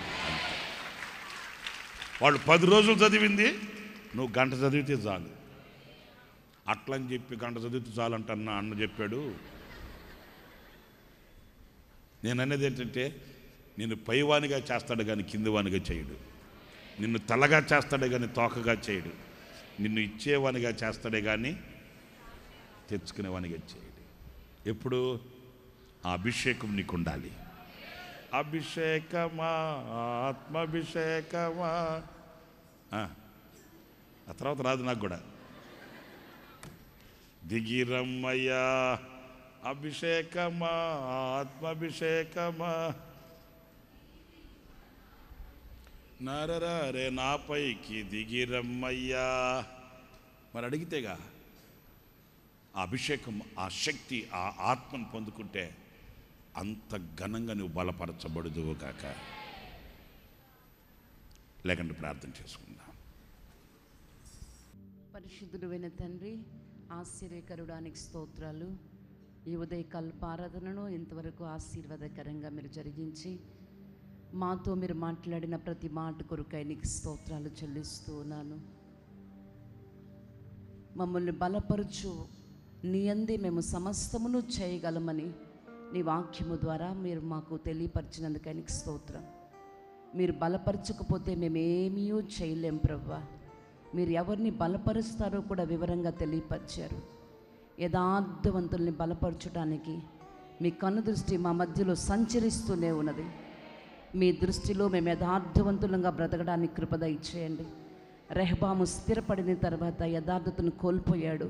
అలాంటి పరిస్థితి ఎవ్వరికి కలగకుండా అన్ని పరిస్థితుల్లో ఎలాంటి మనుషుల మధ్యలోనైనా యోతాము వలే ప్రభువా మీ సన్నిధిలో యథార్థంగా బ్రతకడానికి, యథార్థంగా ప్రవర్తించడానికి మీరు కృప చూపించమని ప్రార్థిస్తున్నాను తండ్రి. నీకు స్తోత్రం. మీ పరిశుద్ధతలో మేము పాలు పొందాలని మేలు కొరకు మీరు అనుమతించుతున్నటువంటి శిక్షలు, మా మేలు కొరకై ప్రభువా మాకు ఎదురవుతున్న శ్రమల్లో మేము ప్రభువా వాటికి అప్పగించుకొని లోబడి మీ సన్నిధిలో సహించి భరించగలిగినప్పుడు అలాంటి వారిని నీవు బలపరిచే గొప్ప దేవుడు గనుక శ్రమల్లో మేము బలము పొంది జయాన్ని పొందుకోవడానికి కృప చూపించమని ప్రార్థిస్తున్నాను. సనుగుల్ని విడిచిపెట్టి ప్రభువా తండ్రి నీకు స్తోత్రం, ఇశ్రాయేలు వలె ఆకులు రాలినట్లుగా ఎవ్వరూ రాలిపోకుండా ప్రతి శ్రమలో ఓర్పు కలిగిన వారమై, సహనం కలిగిన వారమై, 10 దినములు మాత్రమే శ్రమలు కలుగుతాయి కనుక ఆ తరువాత మీరు స్థిరపరిచి మమ్మల్ని బలపరిచే దేవుడు కనుక నీ వైపు చూస్తూ సహించగలిగే కృప మీరు మా ఒక్కొక్కరికి దయచేయమని ప్రార్థిస్తున్నాను. నా తండ్రి నీ స్తోత్రం. పరిశుద్ధాత్మ అభిషేకం కలిగిన వారిని నీవు బలపరిచే దేవుడవు. ఏలియాని బలపరచగా రాజు కంటే ముందుగా పరిగెత్తగలిగాడు. ఘనులైనటువంటి వారందరికంటే ముందు స్థానములో, ఘనమైన స్థానములో, ఎత్తైన స్థానములో అందరికీ తలగా మేము ఉండగలిగేటట్లుగా మీరు మమ్మల్ని బలపరచబోతున్నందుకు ఆయనకి స్తోత్రం. ప్రతి వారిని మీ ఆత్మ చేత అభిషేకించండి నాయన. బలమైన మీ ఆత్మతో ఒక్కొక్కరిని మీరు నింపమని ప్రార్థిస్తున్నాను తండ్రి. మెట్టుకు మేమందరము మీలో బలపరచబడి ప్రతి కార్యాన్ని చేయ సమర్థులమై ఉండునట్లుగా మీరు కృప చూపించమని ప్రార్థిస్తున్నాను. ఇంతవరకు ఆరాధనను ఆశీర్వాదకరంగా జరిగించారు. ఈ సమయంలో మీ రక్త మాంసంలో మేము పాలు పొందబోచుండగా మంచి మనస్సాక్షి కలిగి యోగ్యులమై మీ రక్త మాంసంలో పాలు పొంది నిత్య జీవమునకు వారసులగునట్లుగా ప్రతి వానికి కృప దయచేయమని ప్రార్థిస్తున్నాను. నీ దాసుని ఇంకను రాబోయే దినాల్లో బలపరిచి వాడుకోనండి. చేరి వచ్చిన బిడ్డలందరినీ మీ సన్నిధిలోని మేలు చేత తృప్తిపరిచి సమాధానము, క్షేమము, కాపుదల, భద్రత బిడ్డలకి తోడుగా ఉంచి నడిపించమని సమస్త ఘనత, మహిమ, ప్రభావముల్ని ఆరోపించుకుంటూ నజరేయుడైన యేసు నామం అడుగుచున్నాను తండ్రి. ఆమేన్. దేవుడు మిమ్మల్ని ఆశీర్వదించి దీవించును గాక.